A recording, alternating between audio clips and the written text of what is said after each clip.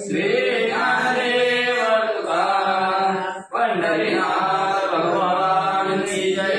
श्री नवनाथ महाराज की जय। अवधूत चिंतन श्री गुरुदेव दत्त वासुदेव हरी। श्री गणेशाय मातृ सरस्वती मात्रे नमताय नमो नमः। जय जय श्री जगदुद्धार अवतार दीक्षा ज्ञानेश्वर अगणित माया अवतार धरा भिंती वाहन गुरुराया।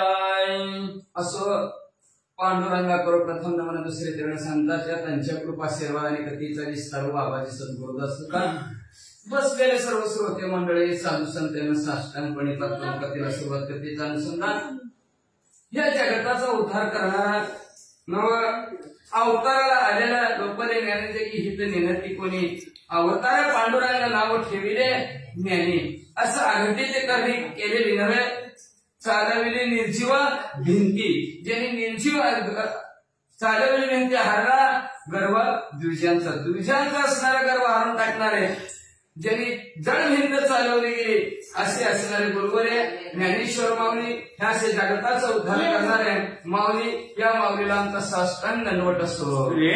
मुखी वेदोच्चार करणे तो शविले सकळ विप्रहाणी पुरोणी भगवद्गीता भांडार सकळ जनावाडी के असणारे गेल्या मुखी वेद बोलविला गरजव दुजाचा हरविला वेळेच्या मुखातून वेद बोलविला काय ताकद असं करतो मागवतो मान्यता करतो माऊली आणि त्या माऊलीची असणारी संजीवनी समाधीने आता जयंती 750वी जयंती अख्खा महाराष्ट्रभर साजरा करण्यात ठरलंय 15 ऑगस्टच्या दिवशी त्या माऊलीची असणारी जयंती जे त्याच्या पद्धतीने असणारे साजरे करतील पण 750वी जयंती आहे भला मोठा सप्ताह आहे 750 कलश घेऊन माझ्या येतात भरपूर असणार तयार आहे पण अशा प्रकारे असणाऱ्या माऊली वेळ्यामुखी वेदाचा उच्चार करून घेतलेला आहे सर्व असणाऱ्या ब्राह्मण मंडळीला त्यांनी आनंदित केलेला आहे एवढंच नाही भगवद्गीतेचा असणारा ग्रंथ श्रेष्ठ ज्ञानेश्वरी एक तरी ववी अनुभवावी एक तरी ववीचा अनुभव घ्यावा असं श्रेष्ठ ग्रंथ ज्ञानेश्वरी ह्या जगतासमोर त्यांनी असणारे मांडले गेले। साधू कवी महाराज तरी मम कामनेचे धरणी तो ग्रंथार्थ विपुल सुरस वैखरी वदवी असे असणारे महाराज तुम्ही आमची असणारी मनात इच्छा आहे की तुम्ही आमच्या या ग्रंथाच्या ठिकाणी यावं आणि आमच्या मुखातून सुरस आणि गोड कथा बोलून घेण्यासाठी माऊली तुम्ही आशीर्वाद द्यावा अशी विनंती ग्रंथ करते माऊलीला करू लागले।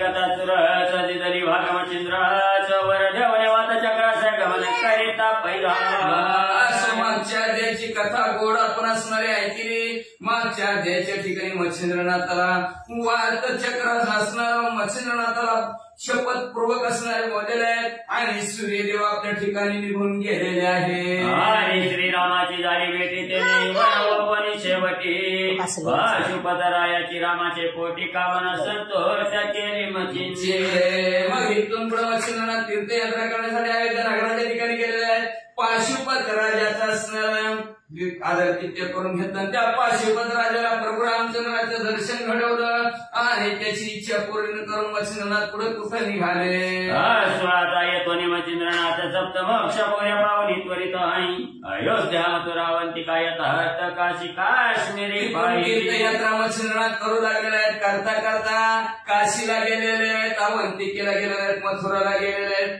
काश्मीरी अशी सप्त मोक्ष त्या गावाला गेले की मोक्ष प्राप्त होत असं सप्त मोक्षांना गेलेला आहे। मिथिला प्रयाग गया सुरत तेथे नमनी विष्णू पदासाय अन्य तीर्थ करुणी बांगलादेश चंद्रगिरी सत्व मग तिथून असणार म्हणजे मिथिला नगरीला गेलेला आहे प्रयागाला गेलेला आहे गयेच्या ठिकाणी असणार स्नान केलं तिथं म्हणजे असणार विष्णू पदाला साष्टांग दंडवत घातला आणि तिथून बंगाल देशामध्ये असणारा चंद्रगिरी नावचं गाव आहे त्या गावामध्ये मच्छिंद्रनाथांची स्वारी केली गावात करिता विचाराना तो सर्व प्रकारे दयाळू ब्राह्मण दयाची दृष्टी पडता सदन झाले स्मरण भस्माधी आणि चंद्रगिरी गावात मच्छिंद्रनाथ बसलेले आहेत आणि घरोघरी असणारे भिक्षा मागून लागलेले आहेत तेवढ्यात ते सर्व दयाळांचा असणारा ब्राह्मण मच्छिंद्रनाथाला दिसल्याबरोबर ह्याला कुठं बघितलं आपण कुठं बघितलंय असा विचार मच्छिंद्रनाथ करते. तेवढ्यात मच्छिंद्रनाथला आठवलं आपण ह्याच्या घरी भस्माची मुठी दिली होती. मनात म्हणे याच सदनी पुत्र समंत्र संजीवनी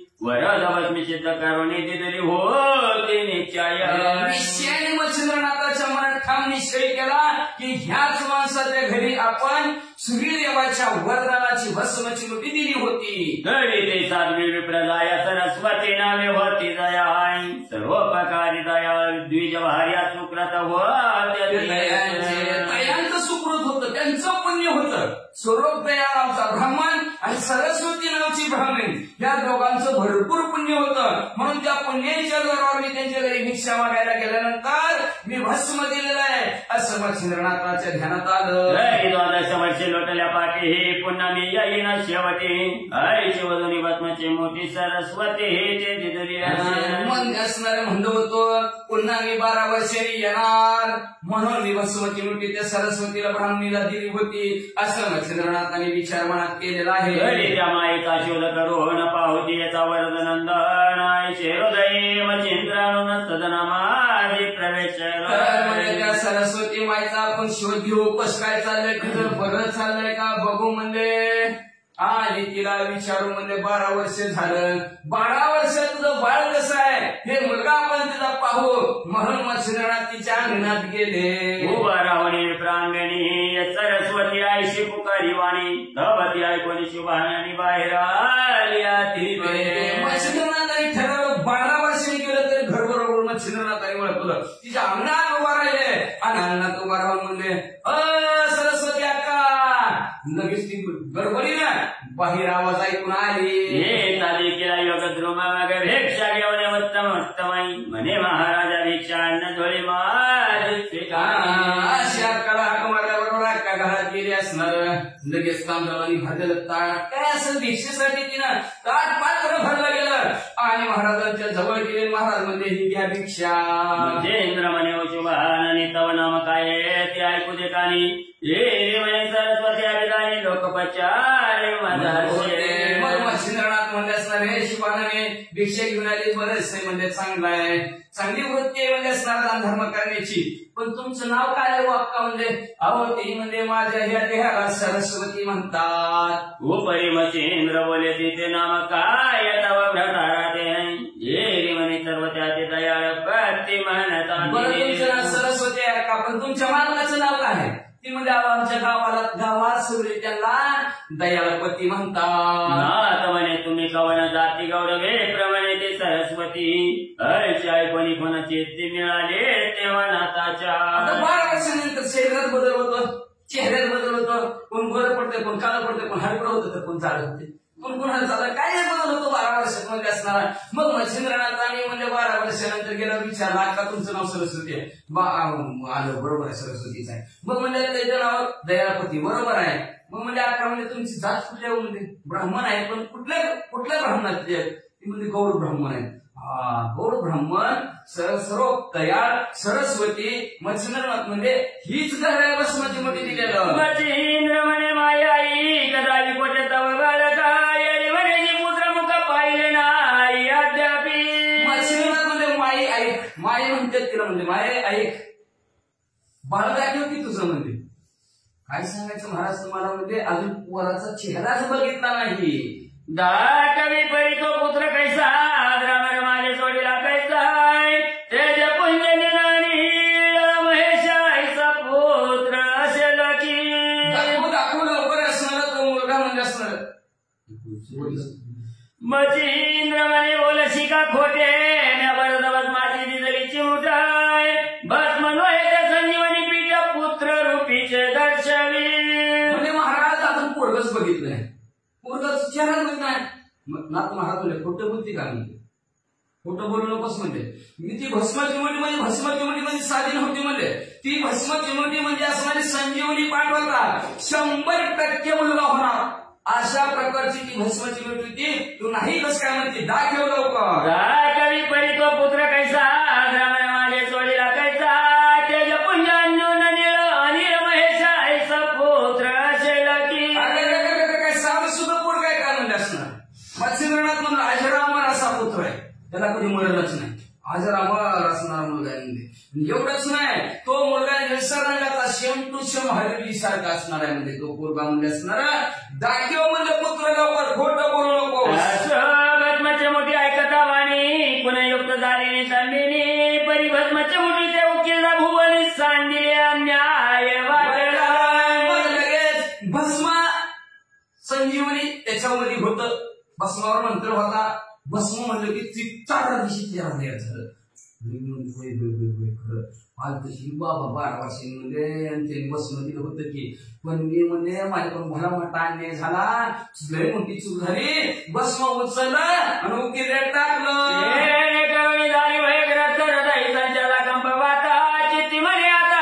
शिक्षा करील मज लागी घाबरले लट कापा लागले म्हणजे आता माझं काय खरं नाही नाट महाराज मला शिक्षा करणार शक्तीने माझा काम आहे की तर रोग होय तशा पदावूनच सांडून जाईल आता मला मध्ये आता शाप देतील जळ भस्म हो मी आता धडा जळून जागेवर भस्म होईल असणार किंवा त्याच्या शक्तीने माझे असणारे सर्व काम संपून टाकेल नव आता ते महाराज म्हणजे भस्माच्या हातात घेतील काहीतरी पुटपुटतील मंत्र म्हणतील आणि मला म्हणतात झाड हो आता मी झाड होणार काय करू बुद्धी पाचवणी घेतली आहे विपरीत करणी अविद्या नवी मी असणारी अल्पबुद्धीची जर बुद्धिमान असते तर बसलीच काय काट्यावरच्या माणसाला यायचे घरातून बसली दिसते का म्हणजे अल्पबुद्धीत होते आणि शेजारणी जवळ गेले आणि त्या शेजारणीला सांगितलं असं असं झालं म्हणून तर ते शेजारणीला जास्त सांगितलंय ती लय विद्यामध्ये असणारे पारंगत असते म्हणजे काय करतात काय सांगितलं शेजारणीनं नाटकाच्या टका कुडे अपार कपट जाणती दुर्गुण परम पापी जाय पावन उत्तम बरबट स्तुती करीती ती याची असं बरं असं म्हणलं ती म्हणजे असं नाटक चटक पुढं कपट लई करते ती म्हणलं कुणी सांगितलं होतं शेजारणीनं सांगितलं होतं म्हणजे मग म्हणजे असणारे लय पापिष्ट असतात म्हणजे त्यांच्यात लई वाईट गुणाची म्हणजे ती काय करते ती सुंदर स्त्री बघते ती दिवसा आणि रात्री तिच्या घरी जाते पण मंत्राच्या द्वारा पर्यंत कुत्री उत्तम जाय करीती रात्री मग चयनी यवनीच्या जपात्री भोग भोगी दुरात्म्या काय सांगितलं शेजारणीनं दिवसा कुत्री करते ती म्हणजे आणि रातचं म्हणजे ती स्त्री करतात आणि विषयाचा उपभोग सुखाने रात्र घ्यायला ती असली ती माणसं त्याच्या कशाला नादी लागली ती शेजारणीचं मी तिला आठवलं ते बोललेलं ते पूर्वी माझ्या तृसाठी अमोह केले होत परी कोची बोल मग समाजात सत्य हो माणसं जी काय असणाऱ्या सर्व स्त्रिया आहेत ना शेजार पाजारीनं त्यांचंच ऐकलेलं ध्यान झालं हो मला म्हणजे आता म्हणजे किती खरं होतंय काय की त्यांचं बोललेलं आता महाराज मला काय करतील आता का पाळ कुठे घेणार होऊ शकाय काय फाट्या करून टक्के दशा करील की माझी आता माझं नशिबात फुटकं म्हणजे असणार मी तरी काय करणार माझ्या नशिबात नसतो म्हणजे होणार जसं होईल तसं होईल म्हणजे आता या महाराजांनी म्हणजे असणार माझं काय कसं काय करायची दशा काय अवस्था माझी करायची ती करू दे बाबा असं तिला मला ठरवलं उपाय काही सूचना करू काय हा वळकरणीचा वयस साधून आला परत कोणाला सांगून काय ह्याच्यावर उपाय करून काय सुचवून दाखी शेजारणीला सांगा तो आला 12 वर्ष म्हणून पोरग दाखी म्हणतोय बघ आता शेजारच्या सांगते का दाखी शेजारचं म्हणून म्हणतात का म्हणते आलं का नाही म्हणून जरा लक्ष देऊन ऐकायचं ऐकावे जनाचे करावे मनाचे लय लोक कानावर येते आपला आपल्याला असणारा विश्वास देवावर ठेवायचा संतावर ठेवायचा ग्रंथावर विश्वास ठेवायचा लोक काही सांगतेले ऐकायचं नाही ऐकलं तरी ऐकावं वाटलं तर ऐकायचं पण या कानाने ऐकायचं तिकडून सोडून द्यायचं आणि आपापल्या मार्गाने आपलं आहे ती खरं करायचं पण चांगलं असलं तर ऐकावं बाई किंवा पण ऐकलेला ऐकावं बी लागते पण ऐकते ते दिसतं पण ऐकत गेली ती काय होते त्याचं मग व्यक्ती म्हणजे आता काय उपाय सुचवू कोणाला सांगू आता महाराज काय करतील ती करतील म्हणजे बरोबर वेळ 12 वर्ष झालं की बाबा नेमका घरातच उभारलाय रीती म्हणी जगपत तरी गाते थरथर कापत अत्यंत वयाचे मरणी भरत दीपात्र सोडले तिने अशा रीतीनं मनातल्या मनात जरपत मनातल्या मनात म्हणत होती 12 वर्षांनी नेमकं बाबा की बाबाजी मला बरं कसं त्याचे ध्यानात राहिलं माझ्या तर येतं बाबा ध्यानात म्हणजे ह्याच्या बरं ध्यानात राहिलं म्हणजे असणार मग म्हणजे आता अंग थरथर कापायला लागलं नटनट उडायला लागलं जी पात्र घेऊन गेली होती ना ती नेमकं सोडलं बा नाथ महाराजासमोर यावेळी नाथ म्हणे वचनाने पाची काय तू पिशाचं पाणी हो त्रेपट तो दारी नाही आणि उशिरण आला ओ माते तसलं भूतासारखं काय कावरे बावरे व्हायला लागली म्हणजे असणार खालीवरी सारखं पाप म्हणजे काय भांडणार म्हणजे तुझ्या अंग नटनट कापायला लागले म्हणजे तसं भूतासारखं काय करू नको म्हणजे दाखव माझ्या डोळ्याला पुत्र कुठे लवकर मुलगा दाखव आईची बोलाची होता दाटी मग विचारी हृदय गोरटी की याची वदानी खरी बळची व्रतांत जी तुका झाला तो जेव्हा असं वचनात म्हणले भूतासारखं काय बघायला लागले लवकर मुलगा दाखव सारखं मुलगा दाखव म्हणायला लागले म्हणजे आता खरं बोलायची पाहिजे नाही खोटं कवर पाचायचं म्हणजे असणार एक खोटं बोललं तर जबरदस्तीचं बोलणं संपत नाही तर खोटं तुम्हाला लागतंय म्हणजे असणार म्हणून आता काय ती खरं बोललेलं बरं असं तिनं ठरवलं काय म्हणते घरे पण आहे वर्म मिथ्यावादी होय नक्षरमाही दैवे अन्याय जाती वळून मुक्त होत शक्त प्राणी खरेपणात खरं वर्म आहे का नाही तर चुकल्या वर्मा फेरा पडे घर त्या फाट्याभोवती फिरवावं लागतंय मग एक दिवशी उघडं पडतेच म्हणून खरं बोलायचं खऱ्या जवळ असणार वर्म असतं म्हणजे खोट्यासाठी म्हणजे असणार आणि खोटं बोलायचं म्हणलं तर पण बोलावं लागतं आणि लाज सोडून बोलावं लागतं शरमत नसती तिथं असतं खोटं बोलणारा मग तुला लाज वाटते का किती खोटं बोलतो सर्व माणसं म्हणते मग तिथं शिरव नाही म्हणजे असणार आहे काय करावं म्हणजे असणार हे जे असणार माझ्याकडून असणार दैव योगाने अन्याय झालेला आहे जाणून बोलून नाही दैव योगाने माझ्या नशिबातच नव्हतं माझ्याकडून अन्याय झालेला म्हणजे असणार जर असा अचानक अन्याय झाला दिवस माफ करत असतो म्हणजे चुकून झालं आपण काय म्हणतो चुकून झालं आणि चुकून माफ केलं तर माफी असते चुकीला माफी आहे तरच मनुष्य आहे नाहीतर मग चुकीला माफी नाही म्हणलं तर पाकिस्तान म्हणजे वाचा खरी सत्याने ती त्यात सत्य बहु असती पांचमुखी वदनी त्रिपाती मुक्त कार्य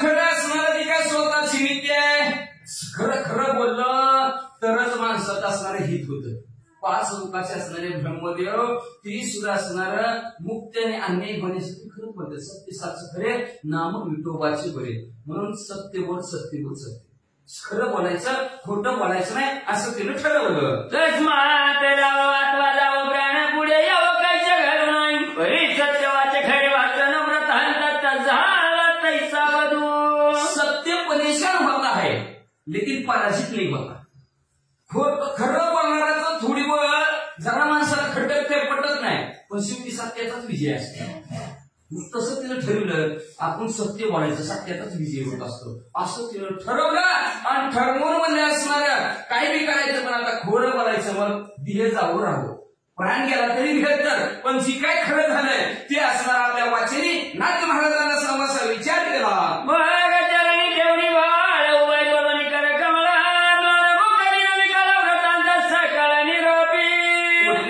नाथ महाराजांच्या पायावर डोकं ठेवलं गेलं हात जोडले आणि हात जोडून असणारी मान खाली घातली आणि मान खाली घालून महाराजांना काय म्हणू लागले म्हणे महाराजा क्षमाशिला आपण धोका प्रसाद दिला बरी अन्याय मगापासून झाला भस्मगारी सांडिल्या महाराज बोलताना सुरुवात केली महाराज मला क्षमा असावी करा क्षमा अपराध बोललेले लेकरू वेळेवाकडे उत्तरे क्षमा करा आधी तुम्ही क्षमा करा मला क्षमा करा म्हणजे तुम्ही जी काय मला प्रसाद रुपये भस्म रुपये प्रसाद दिलेला होता ना तो प्रसाद मी असणाऱ्या गाईच्या उठलेल्यामध्ये टाकला माझ्याकडून अन्याय झाला महाराज माफ करा दिले म्हणाल काय म्हणून तरी विश्वास व्यापिले नव्हते माई भस्माने पुत्र वैल पटुनाच्या मनोनी सांगितल्या तुम्ही म्हणता महाराज का टाकून दिलं टाकून देण्याचं कारण एक तुमच्या बोलण्यावर विश्वास बसला नाही मनात विश्वासच वाटला नाही कुठं बसणारी लेकर होते की का वाटलंच नव्हतं म्हणून म्हणजे असणाऱ्याने भस्म घेतलं आणि असणाऱ्या केलं टाकलं शेजारी ती बोलती जना गाया मनाची प्रत्यावाना करे निरूपण केले विचित्र तुझं लागी आणि मला अंतरीच्या वर्ष स्वभाव बाहेर नाही आवडीता परी आवडेना आवडलंच ना मला मुलगा होणार एवढ्या आनंदाने मी असणारे मग कधी कुणाला सांगाल असं वाटलं आणि शेजार पाजारींना सांगत बसलं आणि त्या शेजार पाजारींना महाराज माझं जास्तच काम घडवलं. तुमच्याविषयी माझ्या मनामध्ये भीती निर्माण केली, विश्वास दाखवला, एवढं पटवलं त्याच्यामुळे तुमच्या भस्मावर माझा विश्वासच बसला नाही महाराज. अशा प्रकारचं तिनं असणार विचित्र शेजारणीमुळे झालं असं महाराजांना सांगू लागले. संशयानुनी म्हणी नोकरीची गरज करणी जगरी पेटला कोपवली तरी आपणाची भोगावा. मनात संशय यांना त्यांच्या बोलण्याविषयी तुमच्या भस्माविषयी. मग काय करणार संशय असणार, मग असणार आता जसं घडल तसं घडल म्हणजे आता महाराज. का तर संशय घोर पाप नाही बा अनेक थोर विनाशी अशी वांगुर प्राण्याची. विनाश करणारा काय असेल तर कारणीभूत संशय असतो. संशयामुळे असणार सर्व हानी माणसाची होती. म्हणून संशय संशयाच्या झुटल्या गाठी पोटी झालं निर्मळ.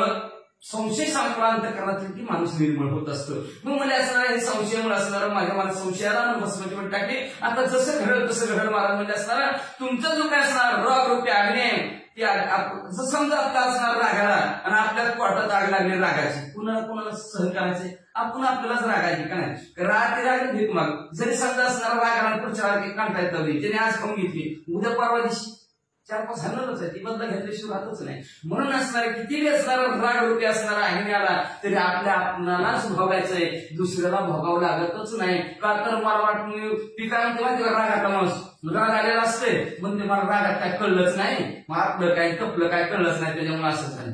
पण पुन्हा भोगावं कुणाला लागतं, ज्याला राग आला त्याला भोगावं लागतं. म्हणजे वाचा त्याकरिता परमाईता परग्राही निर्वावे का यथार्थ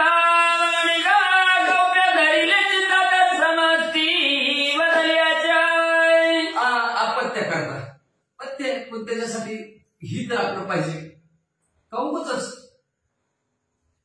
पथ्य बी घ्यायचं असेल, अपत्य म्हणजे मुलगा बी घेतं, अपत्य म्हणजे असणार एखाद्या औषध घ्यायचं. कौच धर्माला विचारायचं, ज्याला वर्म माहिती त्यालाच विचारायला पाहिजे. म्हणजे कुणाला बी असणार विचारून का उपयोगामध्ये असणार का दुसऱ्याच्या घरी जायचं सांगावं मला कसं होईल काय होईल. अरे 900 पुत्र होते तर का करणे लागेल पती 900 मुलं बाळ होत असेल तर मालक तुकाराम महाराज म्हणतात मालक करायची काय गरज आहे, कारणच नव्हती की. पण इथं भस्मची मिठीच आहे, अवतारिक परिस्थिती येणार आहे हे कळतच नाही म्हणजे असणार. का मला असणार तिनं म्हणजे असणार चित्ताच्या ठिकाणी असणार आपलं हित होणार होतं मुलासाठी. काय तिनं असणार गप बसली नाही, काय जगाला सांगत बसली, ती सांगत बसली म्हणून असणार तिला असणार फळलं असं ग्रंथ म्हणतात. जन्महादाय परोपकार करावा याच्यात्र निर्धार नगरेला तरी उपकार अनुपकार करुणया. म्हणून असणार ह्या शेजारा पाजारांसाठी वगैरे नेल्या ग्रंथ करताना ताप कुणी दिला शेजारी पाहिजे. म्हणून ते काय म्हणतात माहिती जन्मात आला तर थोडा तरी परोपकार करा.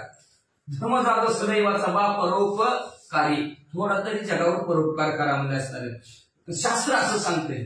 नाही आपल्याकडून असणारा उपकार परोपकार घाला तर अपकार तरी कुणावर करू नका म्हणजे असणार. कुणावर सुद्धा अलोपकार करू नका म्हणजे असणार. वाईट कुणाला सांगू नका. तिला सांगितलं नाही वाईट तिच्यामुळे तिची झाला का नाही घोटाळा. एक तर चांगलं सांगा, नाही ऐकलं तर कसलंच सांगू नका, पण वाईट जगाला सांगू नका, परोपकार करा अशा प्रकारचं ग्रंथ करते म्हणतो. करावी लावणी नगरे तरी न टाकावा खंडून धर्म करावा न भेदी वारून कवनाच्या. अहो म्हणजे असणारा तुम्हाला झाड लावायचं असलं तर उत्तम चांगलं झाड लावा, पण झाड तोडू नका. एक तोडलं त्याच्या बदल्यात 2 लावा, पण झाड तोडू नका. चांगलं झाड लावा. किंवा म्हणजे असणारा एखादा धर्म करत असेल, दानधर्म करत असेल तर त्याला आवडू नका. कळतंय का नाही तुला का कुठं देत असेल काय दानधर्म तो दिलेल्या दानाचं काय म्हणणार तुला माहितीये का. असं आवडायचं आपल्याला देणे गेलं नाही. सत्यकर्मापावे साही घातली भय नरका जाणे. सत्यकर्माला जी मदत करतो त्याला बिंदास मदत कर म्हणायचं. ती धाड देत असला तर माझा 1च रुपया पण धड दे, पण बळी जर घातलं तुला काय कळलं नाही तिथे देत असतील का पैसे अशी त्याला भीती घातली की नरकाला गेल्याची जातनं राहत नाही. घातली भैया नरका जाणे. तो कारण महाराजाप्रमाणे बळी घातली की नरकाला जातो. म्हणून म्हणजे असणार एखादा धर्म करत असेल तर त्याला अडवू नये म्हणजे असणार वाचा. आपण स्वतः तीर्थाशी जावे नगर तरी पराना भराव्या विवाह कार्य करा मोडावे आपली बुद्धी व्यंचनिया. आपल्या बुद्धीच्या बरोबर एखाद्याचा लग्न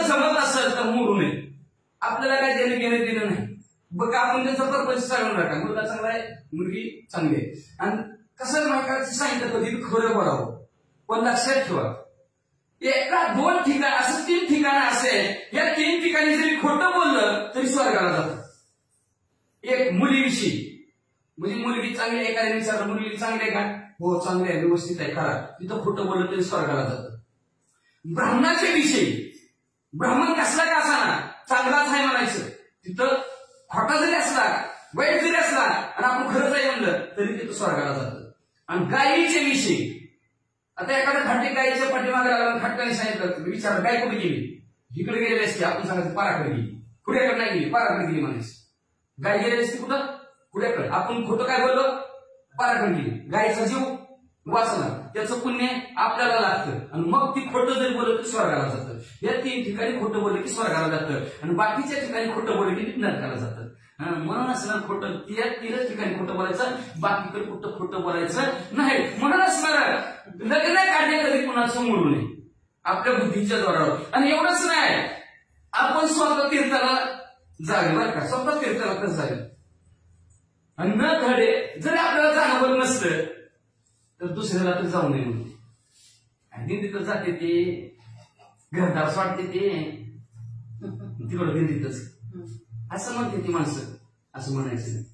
अहो नुसतं दिंडीत केला, मी त्याच्या बरोबर दिंडीत गेले असते तर नाही बरं झालं असतं, असं जरी मिळलं तर दिंडीत गेलेल्याचं पुण्य प्राप्त होते, गेलेल्याचं पुण्य प्राप्त होते. पण माणसं म्हणजे काय कळतच नाही, पण टाळकुटीतच असते ती, पाप लागतं. आता कशाला असणार, फुकट दुसऱ्याचं धुणं दूध बसायचं असणार, त्यांचं पाप धुवायचं, पुण्य वाढवायचं, आणि आपलं असणार पाप वाढवायचं आणि पुण्य धुवून टाकायचं. कोणी सांगितलं फुकट कळशिडी वळवळ गप बसायचं आपलं होत नाही. महाराज ग्रंथकर्ते सांगतात की लग्न कोणाचं मोडू नये, आणि एखादं तीर्थयात्रेला जात असेल तर स्वतः नाही जाणं झालं तर दुसऱ्याला नाही, त्याला तिकिटाला पैसे द्यायचं, त्याचं पुण्य आपल्याला लागते. तिकिटाला नाही द्या, थोडं 4-5 की माझा देवाला काय असते ते 10-5 रुपये, तरी त्याचं पुण्य आपल्याला लागतंय. पण कुणाला जाऊ नये म्हणून वाचा. गवतानी करू नका चोरी, ते जगंतून जवळ करी, तस्करा ते मारता अधिकारी आरत्या ते होऊ नये. गाय चोरी करायला गेली म्हणजे एखाद्याच्या धानात पडली सांगायचं ना, काय तुमच्या धानात पडली, गायची चोरी सांगायची नाही. किंवा दुसरं सांगितलं चोरी केली आणि चोरी तुझी म्हणून गावातील माणसं त्याला मारायला लागले, अडवायचं नाही. मी कसं मारते, आपल्याला काय घेणं दिलं नाही म्हणजे वाचा. सुद्धा पाशी पित्याचे अवगुण चांगलीनं करावे मनाची ना, तुझ्या पाशी सासू हिन म्हणून कदापि. संसारातही ग्रंथकर्ते सांगतात म्हणजे असणार, मुलाजवळ तुझा बाप असला तर बाप असलाच कधीच म्हणायचं, जसं असेल तसं असेल. मुलाजवळ त्याच्या बापाचं असणार कधीपणा जास्तपणा कधीच अवगुण कधी सांगायचं नाही. म्हणजे एवढंच नाही, सुनाजवळ आता बसायला किशात नाही, तुझी सासू असलीच आहे आणि तुझी सासू तसलीच आहे, असं सुनेजवळ सासूचा हिंगपणा सांगू नये म्हणजे पाप होतं. वाचा. खूप मरे बघाई करिता मारू नये कवना त्या, कोणी कीर्तनाशी असतील येऊन अशी असणार. एखादं विहीर खंडत असेल, एखादं तळं बनवत असेल, एखादं असणार मला आपला बागायत करत असेल तर त्याला म्हणा कळते का नाही तुला कशाला खांदा लागला, यंदा पाऊस नाही पडायचा, असं अजिबात म्हणू नये. त्याच्या खर्चाला पाडायला आपल्याला काय करायचंय, हो लागण पाणी खान खान म्हणायचं, कुणाला आडवं यायचं नाही. म्हणजे एवढंच नाही, एखाद्या कीर्तनाला चालायचं, पुढे चाला पुतीला चालावे, बस नाही काय तिथं कीर्तन दोघत असतात, आले काही बी नाही, पद्धत बी नाही, काहीच नाही, ती तक्रार त्याला वर्ण मध्ये ती सारखं लागते तीच.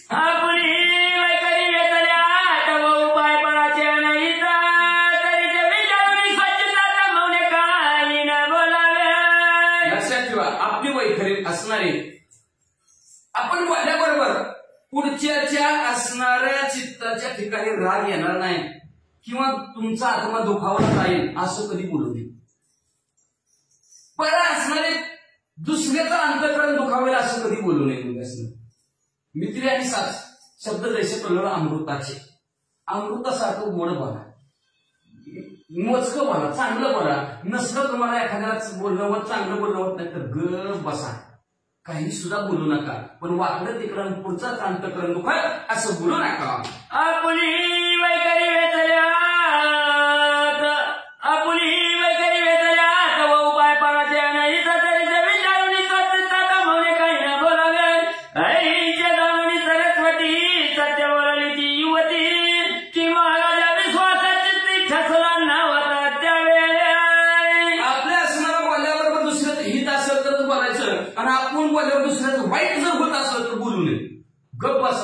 असा विचार चित्ताच्या ठिकाणी त्या सरस्वती ब्राह्मणीने केला आणि नाथांना म्हणू लागले, महाराज तुमच्या भस्माची गोष्टीवर माझा विश्वास बसला नाही. ऐशी युक्ती प्रयुक्ती करो न बाबा बाविद्र दिव्यांचो जेणे जनाच्या वय कल्याण त्वचे अर्थ करावा. मग आता महाराज म्हणजे माझा काय त्याच्यावर विश्वास बसला नाही. मग आता कसं आहे, तुम्ही साधू संत कसं आहे, तुमची असणारी युक्ती प्रयुक्तीने म्हणजे तुमची ज्ञानाच्या द्वारावर आणि तुम्ही असणारा भाव तुमच्या अंतःकरणातला त्याच्यावर असणारा नेमका मुद्दा लक्षात घेऊन म्हणजे असणार जगाचं कल्याण कसं होईल ते तुम्हाला ठाऊक आहे म्हणजे असणार. तशा प्रकारचं तुम्ही असणार इथे आमच्या विषयी करा असं ती सरस्वती ब्राह्मणी म्हणू लागली. म्हणा निवडमाच्या सांगा म्हणा मला या गडले पूर्ण काय करता वहिना उपाय तो अपाय झाला. म्हणून म्हणलेली असणारा माझ्याकडून दया करायला पाहिजे होती, भस्माची साठवण करून ठेवायला पाहिजे होती, जी नियम सांगितला ते नियमाने भस्म प्राशन करायला पाहिजे होतं. डॉक्टर सांगता एक माणसं करते ती एक पत्ते पाळायला सांगते डॉक्टर, ही पत्ते पाळत नाही ते दुखणं वाढते. मग काय करणार, जसं सांगितलंय तसं घ्यावं का नाही. चुकली यावर मग करायचं पडेल. काय करायचं, ही चुचावलाय कुठं अंगाला, अंगाची आग व्हायला लागली. डॉक्टरनं सांगितलं जिथं चावलं तिथं लावा औषध. तिला कुठं लाव चेवलाय, ती म्हणजे चुलीला पोताला देताना चावलाय लावलं चुलीला होणार आहे. तसं असतं म्हणून असणार पद्धतीनं असणार. ती म्हणजे माझ्याकडून चुकलं, विश्वासच ठेवला नाही म्हणून विश्वास ठेवायला पाहिजे होता, ठेवला नाही म्हणजे का तर मी असणारे काय करणार म्हणजे माझ्या नशिबातच नव्हतं, माझ्या दैवातच नव्हतं. अपाय कराय गेले हत्ती झाडा उंदीर काय करू की वाटे चालता चाली जनाची ग्रंथी का पुढे आली परिदैव ही बुद्धी संचलनी आनंद भावे त्या समयी.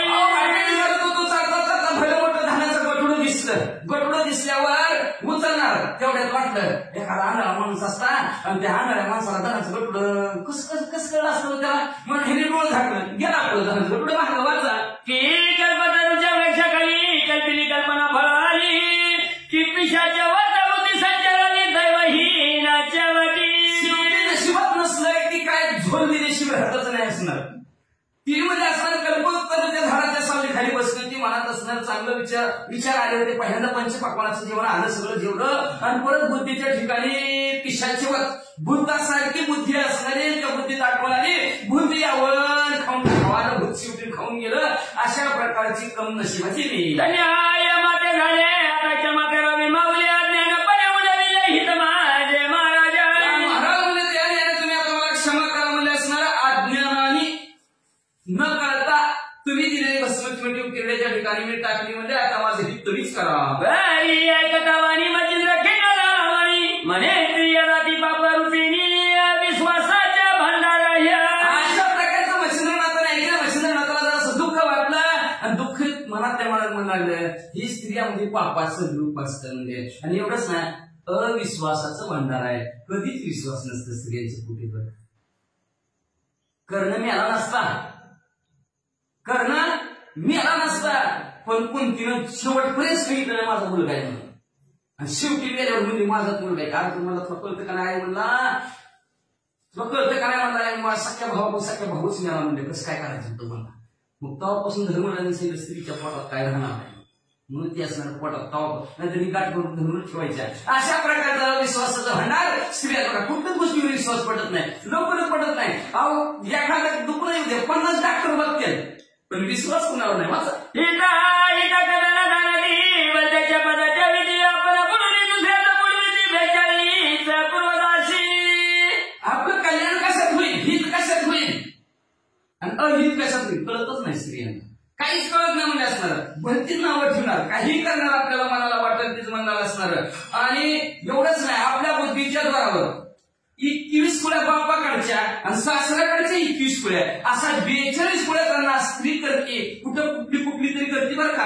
आणि कुठली स्त्री 42 कुळ्याचा उद्धार स्त्रिया संघ लाभकींची तर काही दिचनाचं कळा नाही उगाची राबी भागाईचा वृषभाचे विवणीचा.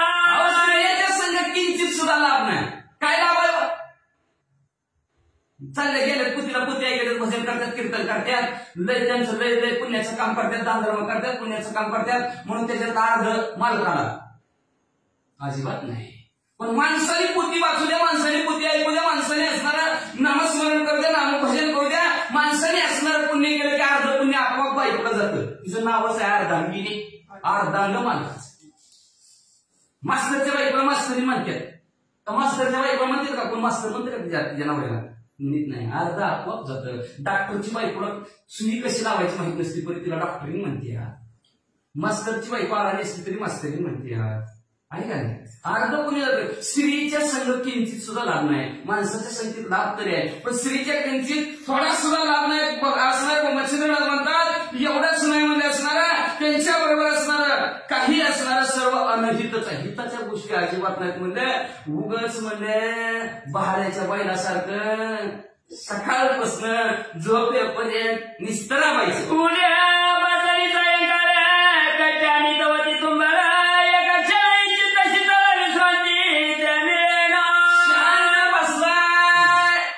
कधीच नाही.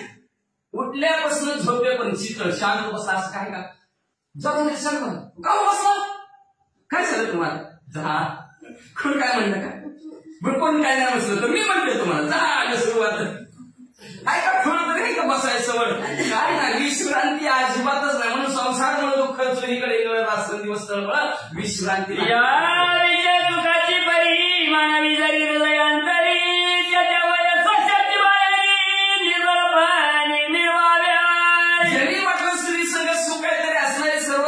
शक्ती संपत्ती शेवटी निर्बळ मनुष्य होतो. मच्छिंद्रनाथ म्हणतात ऐशी जीवाची अवस्था होया मेली नरकामाची जाया केल्या कर्माचे रूप फेराया आचरण काय नशाची. आणि अशी असणारी जीवाची अवस्था होती, शेवटी मेल्यावर नरकालाच जातो. पण तो माणूस म्हणजे असणाऱ्या केल्या कर्म, आपण कर्म केलंय आणि त्या कर्माचं म्हणजे असणारं काहीतरी फेडावं म्हणून आचरण वागणुकी तशी नसती. म्हणजे असणारं सारखं स्त्रीचे स्त्री संघ खोटा आहे. धडक मारले पंचनामा केला ब्रह्मयाचा मात्रा भले भल्यांची असणार नारखंड केलेली स्त्री आहे असं मच्छिंद्रनाथ म्हणतात. शिष्य पाप म्हणून आता स्त्री पाप भोगाने भरतात माताची गळती माता मुळती अनर्थाचं मूळ आहे. स्त्री म्हणजे अनर्थच आहे, कुठं चांगलं होईल असं नाहीच म्हणजे असणार, अनर्थच आहे म्हणजे असणार. पण काही बरं का ना तर स्त्री नसतील तर असते का माणसं? असलीच ती का? नाग से नागिन बुरी, नागिन से स्त्री. पण जिस नारी से पैदा हुए भीष्म आणि हनुमान ती असणारी नारी असते. श्रेष्ठ आहे जिच्यापासून भीष्म हनुमान सगळे देव देवता निर्माण झाले. श्रेष्ठ असते, पण काही अपवाद असतात त्यांच्यामुळे का असे अविश्वास दाखवतात न द्यावं. त्यांच्याविषयी मच्छिंद्रनाथ मनात बोलून दाखवतात. ती म्हणतात असणारा शिष्याने पाप केलं की गुरुला भोगावं लागतं, स्त्रीनं पाप केलं की तिच्या मालकाला भोगावं लागतं. म्हणून जिकडं तिकडं पाहायला गेलं स्त्री ही अनर्थाचीच मूळ आहे. मच्छिंद्रनाथ म्हणतो स्त्रियांच्या बुद्धी लागे जना तो प्राणी का प्रज्ञाही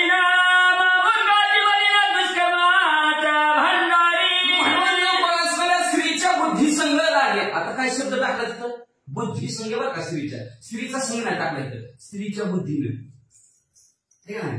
जे देव माझी बायको आणि सांगत ते काम तुझंच ऐकू त्याला म्हणायचं बुद्धी स्त्रीची. ठीक आहे ना? स्त्रीच्या बुद्धीने चाललंय का अनर्थ आहे. आपापल्या बुद्धीने चाललं. बुद्धी प्रत्येकाला दिलेली असेल. आता ज्याची बुद्धी आहे का नाही? कोण असणार वर्गात पहिला नंबर येते त्याच वर्गात शिकलेला असतो, तोच मास्तर असतो, तरी ढळ असतो, त्याला काही शेत नाही तरी नापास होतो, एक पास होतो. ती बुद्धीचा विषय असतो ज्याच्या त्याच्या असणारा. मग स्त्रीच्या बुद्धीने जर चालला गेला तर असणारा तो प्राणी त्याला म्हणजे ज्ञानच नाही.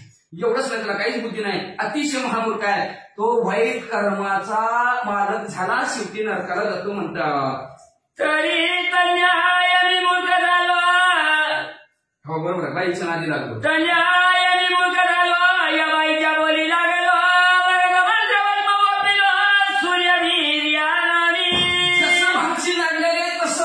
माझ्या अवस्था झाली. मी स्त्रीच्या बुद्धीला लागलो. तिनं मला बसवची मोठी मागितली आणि मी असणार सूर्यदेवाच्या वीर्याची भस्मती मोठीला आशीर्वाद म्हणून दिला आणि मी फसलो. मी स्त्रीच्या नादी लागलो. माझी अशी परिस्थिती झाली असं म्हटलं. मंत्र संजीवनी आया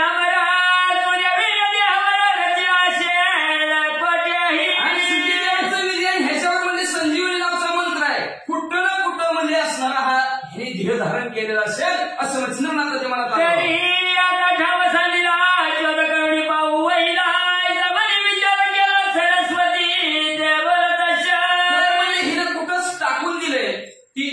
असणारं विचारावं आणि आपण शोध घेऊ त्याचा कुठलं ध्येयधारी असणार आहे म्हणजे असा विचार केला आणि सरस्वती ब्राह्मणीला काय बोलू लागले म्हणे माय वाक्य वचना घडले घड दैव योगा तरी संजीवनमध्ये ठिकाण मम तिची दावी काय म्हणे माय व माय ऐक आई साहेब ऐका म्हणजे तुम्ही असणार जाऊ द्या दैव योगाने तुमच्या आमच्या नशिबाने जी घडलं ती घडलं नशिबाचं स्थळ असतं बरं का सगळं लक्षात ठेवा प्रारब्ध कोणाशी कळेना प्रारब्धाची आईशी देणं झाले भिक्षुक पांडवांना भिक्षा मागायला कृष्ण साहेब पांडवाचे अखंड भगवंताचा साहेब तरी प्रारब्धाने झोन दिलेला असतो तसं म्हणजे तुमच्या आमच्या दैवयोगाने घडलं ते घडलं म्हणजे आई साहेब जाऊ द्या घडू द्या म्हणजे असणार पण भस्मची मुठी कुठं सांगितली ते ठिकाण दाखवा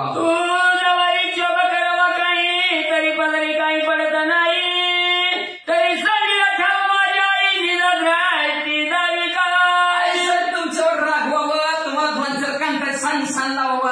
टाकून दिली काय विश्वास ठेवला माझ्यावर म्हणून काय माझ्या पदार्थ पाप स्त्रीवर हात उचलला कळते का नाही आहे का नाही ते पाप बाजून वाढायचं म्हणजे नाही ती पापाचा धरी म्हणजे त्याच्यापेक्षा गप बसलेलं बरं परत म्हणजे आई साहेब मग तर आईच म्हणजे आता मग माई तरी म्हणले माई जरा लांबची असती पण आई जवळची असते आई स्टॉप ईश्वर असतं मग म्हणजे असणार आई आता तरी ठिकाण दाखवा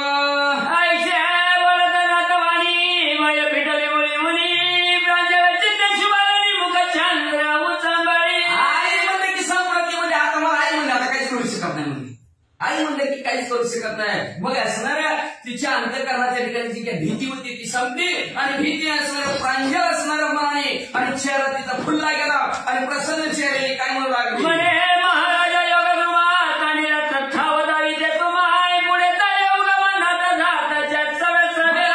चला तुम्हाला ज्या ठिकाणी भस्माची मुठी टाकली त्या ठिकाण दाखवते ही ब्राह्मणी पुढे वैष्णवनाथ माग बर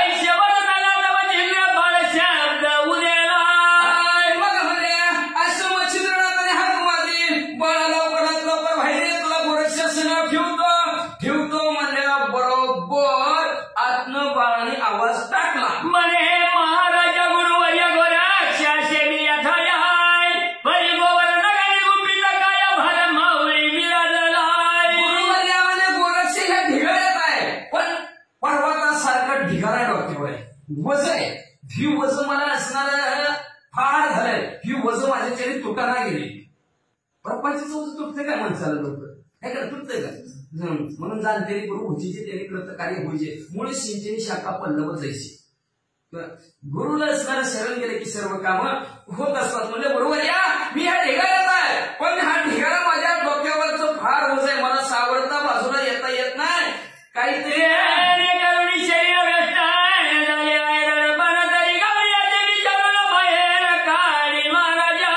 सगळ्या शरीरावर माझं शेणच आहे आणि त्या शेणाने मला काय बाहेर निघत नाही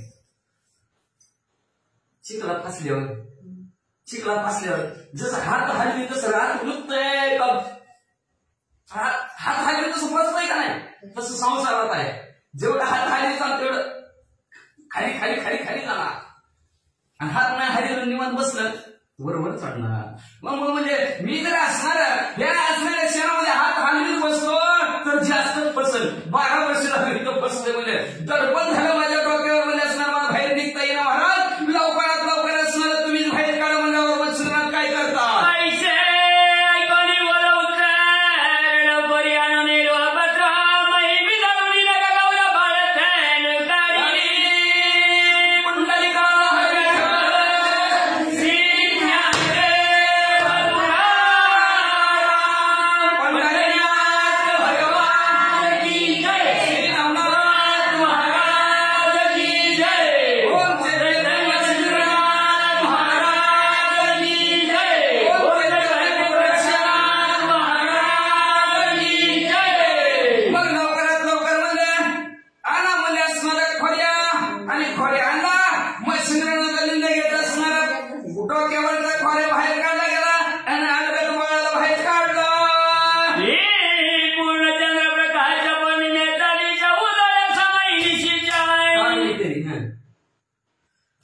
गाली परिहिती तनुला तवाला किरणी दिशे समताई ही गणवांदूची विदुला चमकदारी आगरी बाहेर काढल्याबरोबर जसं म्हणजे असणारा सकाळचा लाल भडक सूर्य दिसावा कशा प्रकार सूर्यासारखं बाळ दिसू लागलं म्हणजे विजेसारखं चमकू लागलं.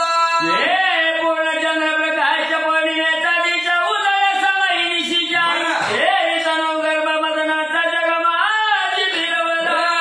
पौर्णिमेचा पूर्ण चंद्र असावा आणि सर्व धाई दिशा उजळाव्यात तशा प्रकारचं असणारं नव्हे मदनाची शिका लोकवली मदनाचा पुतळा मदनाचाच पुतळा आला बाहेर आला की काय मदनच आला की काय मदनाचं शरीर आहे की काय असं मदनासारखं सुंदर देखणं दिसू लागलं. ही दुसरा ईशतो चक्रधराच्या जनियाचा मूर्ती करून भीक मागणी चिरत्सागर मागणी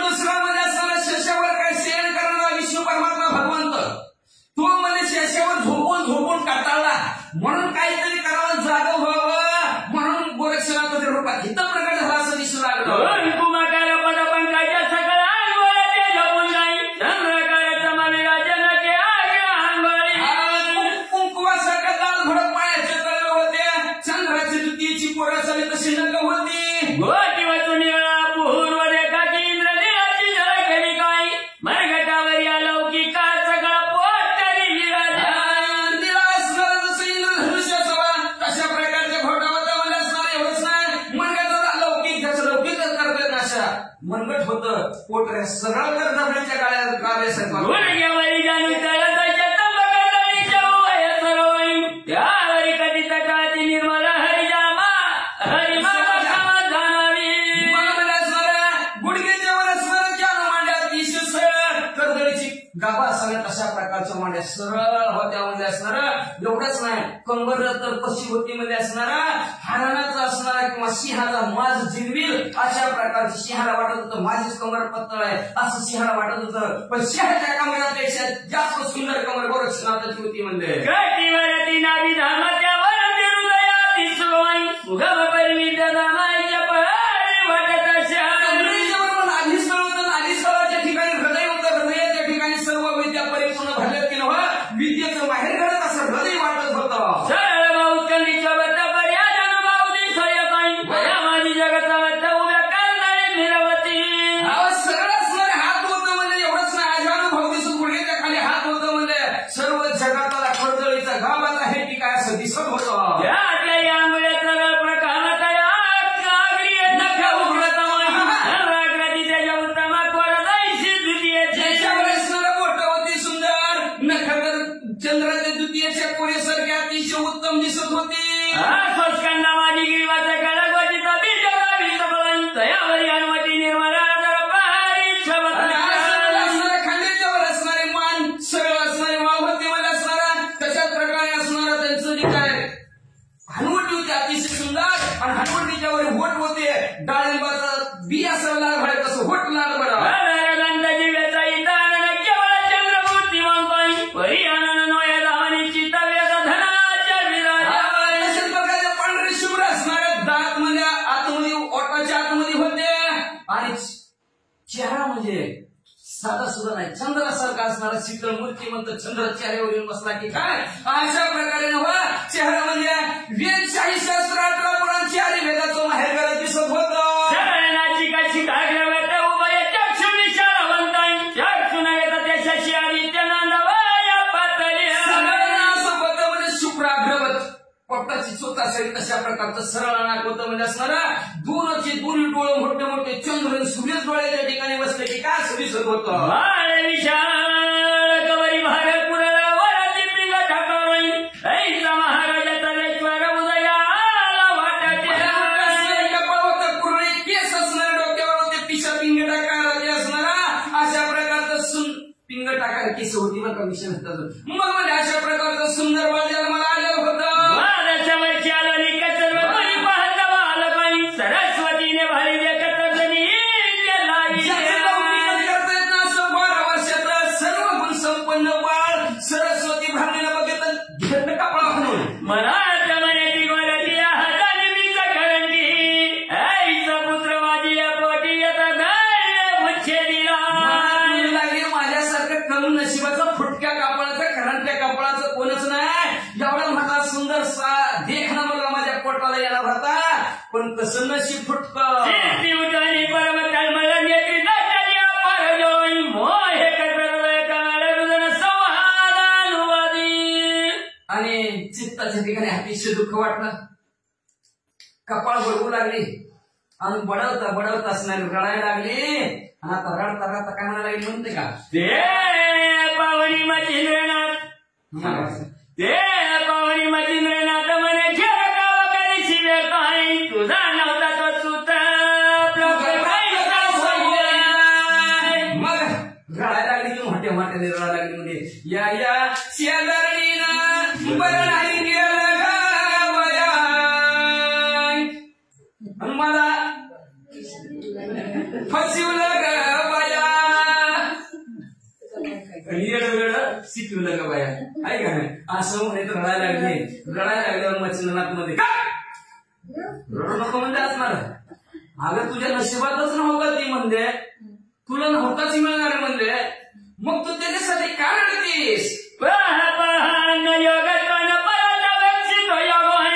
परी उलटवणी रचना गस्वान दैव विराजा योग आपण आपल्या पुरतच केलेलं असते का आपल्या पुरतच केलं असते कुत्रा आलं की टाकलं कुत्र्याला पण ते कुत्र घेतय आणि कसा योग असेल तर कधी कधी तीच उलटी करते आणि प्रतीच खाते अशा प्रकारे तुझी अवस्था झाली.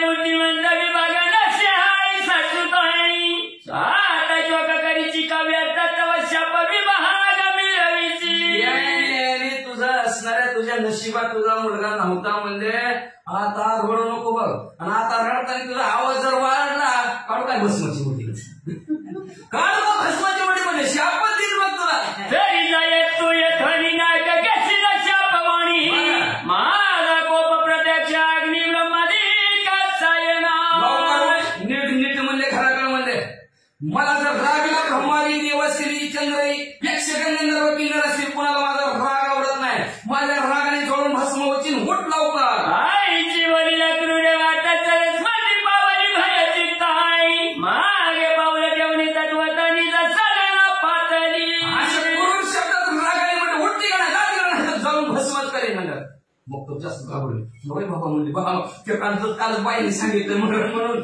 काही करते ती म्हणजे त्यांचा काय योग नाही टाकून झाडपिडी करून टाकेल म्हणजे आपल्याला टाकून भस्म करून मी कुठले जड अंतकरणाने निघून गेले घरला गोरक्षनाथच्या एवढी वंदिले श्री गुरु पदाचे आहे मचिंद्रनाथ तो प्रसन्नाची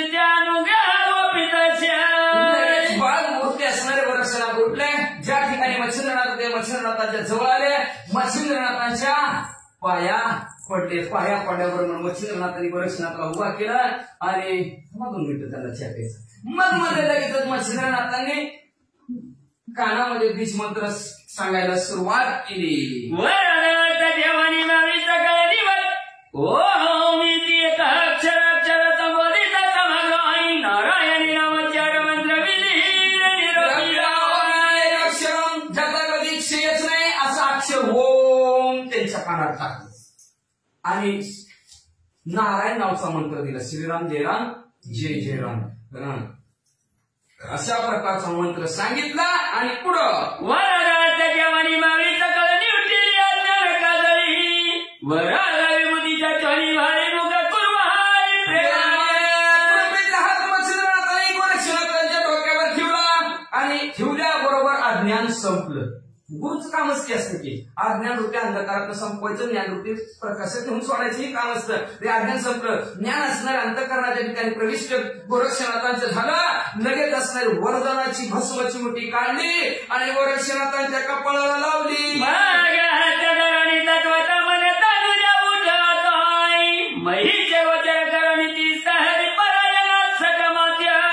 लगेच मग हात धरला गोरक्षनाथाने मच्छिंद्रनाथाचा आणि गोरक्षनाथाला मच्छिंद्रनाथ म्हणजे चल बाबा अरे नारायणा चल चल चल चल म्हणजे आपण ज्या कामाला आलेलो आहे, ज्या कामाला आपण आलेलो आहे ते काम करायचंय. पृथ्वीवरची डोळ्याने दिसतात ना ती सर्व तीर्थाला आपल्याला जायचं असणार आणि चांगल्या कर्म करायचंय. हरीचं देवाचं नामस्मरण करायचं, चिंतन करायचंय. वारवाला भक्तिभाव धर्म कुळाच्या नामा विठोबाचं हे काम करायसाठी आपण आलो. ते काम करू चला.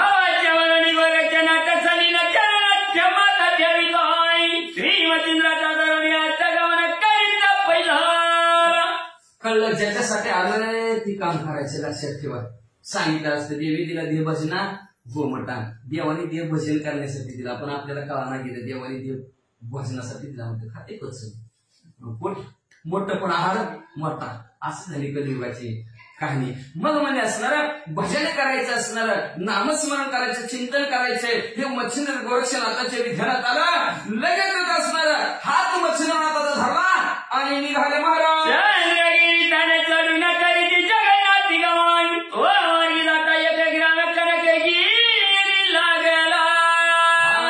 असं म्हणजे असणार दोघा एकमेकाने एकमेकाच्या हातात हात धरलेला आहे. हळूहळू हळूहळू हळूहळू निघालेले आणि निघाल्यानंतर चंद्रगिरी नावचं गाव दोघांनी सोडलं. जगन्नाथपुरीच्या ठिकाणी गेलेले म्हणजे ओडिसा एक जगन्नाथपुरी बंगालमध्ये आधी होती. तिथनं बंगालमध्ये गेली. जगन्नाथपुरी कुठं आहे गाव जगन्नाथ महाराजांचं ओडिसा आहे. त्या ओडिसामध्ये गेलेले आणि ओडिसामध्ये गेल्यानंतर कनकगिरी नावचं गाव आहे आणि त्या गावात दोघाच्या दोघं पोचली म्हणतात. सुरस बोलता झाला गोरक्षास बारे प्रारंभ क्षुधेच जठरा माझी दाटला. मच्छिंद्रनाथाची गावात स्वारी गेली. झाड झालीचे फुले माणूस झालीचे बोले. झाड फुलावून माणूस झाड वाळतात त्यात पाण्यावर माणसं वाळकायची. मच्छिंद्रनाथाने गावाकडे बघितलं म्हणजे गाव तसं चांगलं इशिला गाव तर चांगलं दिसतंय म्हणजे पण मला लई भूक लागली बघ. मग तुम्ही म्हणला असं का म्हणला असं गाव सुरस चांगला आहे का म्हणले असं मच्छिंद्रनाथ. ह्याच्या आदल्या दिवशी मच्छिंद्रनाथ आणि गोरक्षनाथ फिरत होती. एका गावात भिक्षाला गेले. अख्खं गाव मच्छिंद्रनाथ फिरले. भिक्षाच कोणी वाटले नाही मच्छिंद्रनाथ. प्रत्येक जण म्हणायचा गायासारखा गडी लाग घरी तिथं पाणी काढली की भीक काय मागतो चला आमच्यात काम अशी मच्छिंद्रनाथाला म्हणायला लागली. भिक्षा कोणी वाढली नाही. गेलो गोरक्षनाथाकडे मागायला. बोले गोरक्षनाथाकडे मागायला. गोरक्षनाथाकडे गेले मच्छिंद्रनाथ म्हणजे बाळा भिक्षा कोणी वाढली नाही. कसं काय करायचं, कसं खायचं, कसं काय जगायचं. महाराज गोरक्षनाथ म्हणजे तुम्ही इथं बसा म्हणले भिक्षा मागून आणतो म्हणजे. अरे ह्या गाव आहे म्हणजे ही लाभांड का म्हणजे ह्या गावाला म्हणजे याकडे भिक्षा वाढली ना म्हणजे मला तू जातो नातोय. तुम्ही महाराज दिसतो बघाय बसा इथं म्हणजे चमत्कार दाखवण्याशी नमस्कार कोणी करीतच नाही म्हणजे. भिक्षा वज यायचं ना आपल्या एवढ्या दोघांना एवढी आणतो म्हणजे. बरं जा बरं म्हणजे जा जा म्हणल्याबरोबर गावात गोरक्षनाथ गेले. एखादी घरी भिक्षा मागित नाही.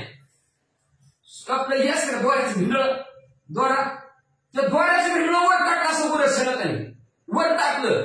जिथं दोऱ्याचा टोक आहे का त्या टोकावर जाऊन उभा राहिलं गोरक्षनाथ. बाबा ते आपलं दोन्हीच्या टप्पावर उभारतोय महान आहे बाबा. बाबा खिशाचा टप्पा टप्पा टप्पा टप्पा गावातून सगळे आणू आणू बरोबरच ढिगाराच भरला तिथं. गोरक्षनाथाने उचलला मच्छिंद्रनाथाकडे. आता कशी वाढली गावातली अहो ना मग चमत्कार दाखवा लागते, त्याच्याशी माणसं बियत नाही, ती लई माणसं असणारे इतर कलियुग आहे म्हणले. म्हणून असणारे मच्छिंद्रनाथ म्हणले हे गाव त्याला आपल्याला चांगलं वाटतंय. मागच्या गावात असा अनुभव आला असेल म्हणून मच्छिंद्रनाथ म्हणते इथं गाव चांगला आहे बाबा, आणि ह्या गावात चांगला आहे म्हणले. मग म्हणले असणार तू जा गावात रिक्षा माग, मला पण लई भूक लागली आणि माझी असणारी भूक संपली. कक्षय माझी घालून जोळी, बारे संचरोनी वस्ती मेळी, भिक्षा मागून वेळी क्षुधा माझी हरी. भिक्षा कुठं मागायची ह्याचा सुद्धा नियम आहे. वस्तीच्या ठिकाणी भिक्षा मागायची, माणसं राहते तिथं भिक्षा मागावं लागेल, काढात मागायची भिक्षा. आणि भिक्षा बी मागताना कसं आहे, घरच्या माणसाचा स्वयंपाक झाल्याशिवाय त्या घरी भिक्षा मागू नये शास्त्र सांगते. आता तुम्ही गेला घरी स्वयंपाक झाला नाही भिक्षा मागितली, काय मागायचं? कुठं धान्य वाढू शकता, पण स्वयंपाक ही झालेला दिलं पाहिजे, दान तेही झालं पाहिजे नसणार. पण माणसं नियम असतो भिक्षुकाचा की स्वयंपाक घरचा झाल्यानंतर थोडक्यात चूल शांत झाल्यावर भिक्षा मागावी असं शास्त्रात लिहिले.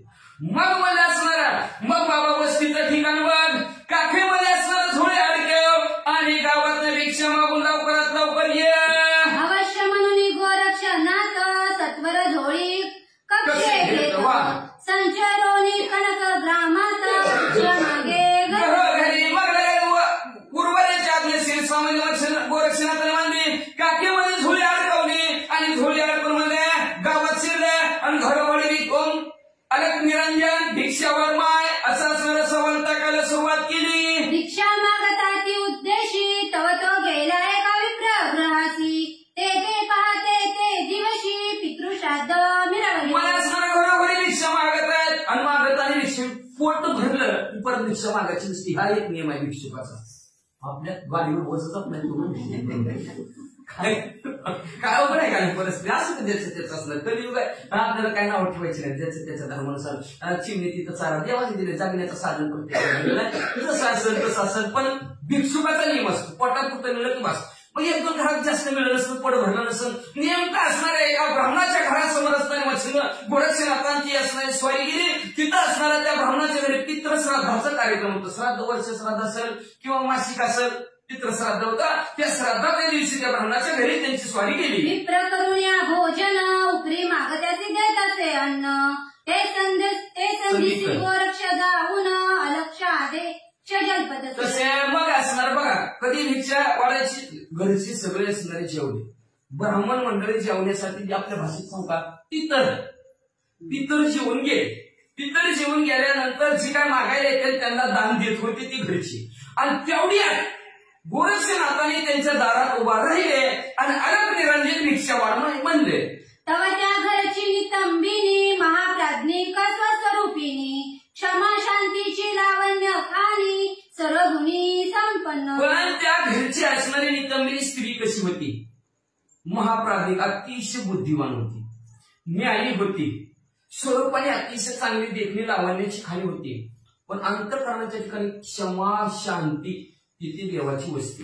क्षमा होती, शांती होती आणि सर्व गुण संपन्न असणारी ती स्त्री होती. मगाची बघा, मगाची स्त्री कशी होती ना आताची. आता का ग्रंथ करणे 10-12 बाव्या झाल्या तेव्हा किती नावं ठेवली, पण आता ह्या स्त्रीला अतिशय चांगली म्हणतात. काही चांगले असतात, काही आपल्या हाताची बोटं सगळी सारखी नसतात, पण सगळ्यांना सांभाळून घ्यावं लागतंय. नाहीतर एखादं कुठलं कमी झालं की घोटाळा बोला म्हणून कसं काय असं ना सांभाळून घ्यावं लागतंय. तर पंजा नाहीतर धनुष्यबाण नाहीतर पुन्हा कमळ, नाही कमळाचं जमलं तर घर काट फिराय मग दिवसभर घड्याळ. म्हणून असणार दीड जपून असणार बघा. मगाशी एवढं नाव ठेवलं, आता म्हणतात अतिशय सुंदर होती, देखणी होती, ज्ञानवंत होती, गुणवान होती. वाचा. तिने पाहता गोरक्षनाथ भाविकी झाली चित्तात, मने धन्य हे बाळ अतिता चांगुलपणी निर्वतसे. गोरक्षनाथाकडे तिनं पाहिलं. गरुड पुराण सांगते आलेल्या पाहुण्याकडे डोळं वाटारून जर बघितलं, आताच करून करून दमले आले खरंच असं जर पाहुण्याकडे बघून म्हणलं डोळं संपलं म्हणायचं. म्हणूनच त्या आलेल्या पाहुण्याकडे तर अतिथी देव भाऊ पहिलं दरवाजा पाठायचं. अतिथी देव भाऊ आलेला पाहुणा म्हणजे आपल्या इथं देवच आहे, देव समजायचे त्यांना. पण आता पाहुणा ती पाहुणाच पाहुणा कोणाला पाहतो येतो पाहतो आणि जातो, पण आताचा पाहुणा नाही, येतोय पाहतो तर त्या सोडून त्याची उदारी कर त्याची उदारी करून जातो निघून, ती का पाहुणा नाही. पाहुणे असणार अतिथी आलेला पाहुणा आहे, पाहुण्याला असणार त्याला पाहायला गेलं आणि पाहिल्याबरोबर म्हणजे असणार विजेसारखं असणार तेजस्वी बाळ अतिशय सुंदर देखणं आहे. प्रत्यक्ष माते भासे कैसा की बलार्कत अनुचा की हरुणी चिकळेचे मांदुसा महिला उतरला. पाहायला गेलं तर किती सुंदर देखणे म्हणजे पाहायला गेलं तर वाटतं म्हणजे असणार की बालार्क तनूचा होतीला पुतळा, जसं लाल हळ सकाळचा उगवलेला सूर्य असावा त्या सूर्याच्या गोळ्यानेच पूर्ण मुलगा तयार केला की काय, किंवा म्हणजे असणार वीजच ह्याच्या अंगात वतली की काय असा विजेसारखा तेजस्वी बाळ दिसतोय म्हणजे कुठला एवढा भिक्षा मागायला बाळ. परिहातापसी योगी वरिष्ठ माते भाजतो योगी हा श्रेष्ठ पूर्वीचा कोणी योग भ्रष्ट जगा माझी मिरवत. मला म्हणजे मला कोणीतरी महान योगी तपस्वी दिसत आहे, अंगावरचं तेज बघून तुम्ही म्हणसाल कसं काय, टिकरीवरचं वाघ बघितलं असेल कोणी कोणी आपल्या वयात, तर आता ज्यांनी बघितलं जेव्हापासून जसं बघितलं तसं शेवटपर्यंत तसंच दिसत होतं. कारण कोणाला जास्त कमी जास्त वाटलं का, जसं बघितलं तसं. मी तर जेव्हापासून 10 वर्षांना बघितलं होतं तर जसं आहे तसंच दिसत होतं माझी. ह्याला तेजस्वी म्हणायचं, ह्याला योगी म्हणायचं, आणि असा योगी दिसतोय म्हणजे असणार. पण पूर्वीचा भागच्या जन्मी कोणतरी योगी भ्रष्ट असेल म्हणून आता असणारा भिक्षा मागायची त्याच्यावर वेळ आली असं तिच्या मनात आलं. ऐसे जाणून लवड सवडी पात्री पदार्थ स्वकडे वाढी अन्न सामग्री अति तातडी घेऊन आली भिक्षे. आणि अशा प्रकारचा मनात असणारा विचार केला, आतमध्ये महालामध्ये गेली आणि आपल्या स्वतःच्या हाताने पात्रामध्ये जेवढे पदार्थ केलेले होते ते सवडचे सवड पदार्थ ताटामध्ये भरले आणि घेऊन बाहेर आली. खाजा करंजा पदार्थ घीवर पोळी भात शिरा कचोर पालकू व्याधी सुकुमार परम मृदू भक्ष्य ते असणार अतिशय मृदू भक्ष्य होतं. भक्ष्य म्हणजे असणार मृदू म्हणजे असणार मऊ होतं, मऊ कडक अजिबात नव्हतं. काय काय होतं म्हणजे खाज्या होत्या, करंज्या होत्या, असणाऱ्या पोळी होती, भात होता, शिरा होता, एवढंच नाव कचोरी होत्या, पुऱ्या होत्या. वाचा चोटी मुगदळ बुंदी विशेष.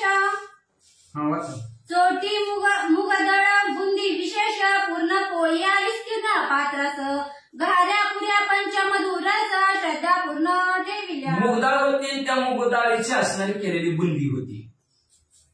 एवढंच नाही, पोळ्या केलेल्या होत्या, निवदावली नव्हते, पूर्ण ताट भरलेलं पोळी होतं म्हणजे त्या. आणि म्हणजे त्या असणाऱ्या पोळीवर म्हणजे घाऱ्या पुऱ्या होत्या आणि पंचमधुरच त्याच्यावर होते. ते दूध दही तूप असणार सर्व त्या पोळीवर लावलेलं होतं म्हणजे, आणि श्रद्धापूर्वक ठेवलेले होते. तसं नाही मी करू का तू करू, स्वतःच्या हाताने ठेवले, दुसऱ्यावर मी समोर नाही. बरोबर आलाय वाढलं तेवढं स्वतः उठलेले जेवढे पदार्थ आहेत स्वतःच्या हाताने ताटामध्ये ठेवले. वाचा वड्या पात वड्या शाखा बहुत सौम्य मटकाचे द्रोण भरित कोशिंबिरी आंबेरा याचे बहुभात चटणी. वड्या होत्या, पात वड्या होत्या म्हणजे असणाऱ्या भरपूर प्रकारच्या भाज्या होत्या म्हणजे असणाऱ्या, मट्टा होतं म्हणजे द्रोण भरून असणारा होता म्हणजे, कोशिंबिरी होती म्हणजे आंब्याचं लोणचं सुद्धा होतं. अजून काय काय होतं वाचा. कढी सांबारे वडे त्यात सार आमटी चणचणीत नाना द्रोण भरुणी घृत मेट फुटाजी वाढी. अहो कढी होती, सांबार होतं, सांबारामध्ये वडे होतं म्हणजे आमटी, सगळ्यात सार कशाचं असतं जेवणाचं, आमटी आहे का नाही, चणचणीत होती. म्हणून ह्याला जेवण कसं म्हणतात का, राजा जेवण म्हणतात. ही जर असलं जेवण असलं पुरणपोळीचं तर राजा जेवण. का तर पुरणपोळी आली की प्राजा कशी की भजी आलं, कुरवडी आलं, तूप आलं, गुळवणी आलं, हे सगळं आलं. तसं म्हणजे असणारं असं भवित ताट म्हणजे असणार वाढवतं म्हणजे त्याच्यात असणार द्रोण भरून तूप सुद्धा होतं. एवढंच नाही, अनेक प्रकारच्या मिरच्याचं कुठलेलं अनेक असणाऱ्या प्रकार सुद्धा. बघा आपल्या ती श्राद्धाच्या कार्यक्रमाला किती पदार्थ करते ती, तसं सगळे पदार्थ एक सुद्धा घरात तिनं ठेवला नाही म्हणजे कमी पडत त्यांना म्हणून. वाचा मध्यभागी ठेवली भात त्यावरी वरण कनक वर्णात तळी वडे पोखरे दह्यात घालून या वाढी. मध्यभागी असणारा भात ठेवला होता आणि भातावर म्हणजे त्याच्यावर कनक वर्ण, सोन्यासारखं पिवळं धमक वरण. आपल्या पाणी तिकडं डाळी तिकडं पिवळं धमक असणारं वरण, सोन्यासारखं असणारं वरण होता. आणि त्याच्यात म्हणजे असणारं दह्याची एक असणारी प्लेट त्याच्यात वडे टाकलेले होते.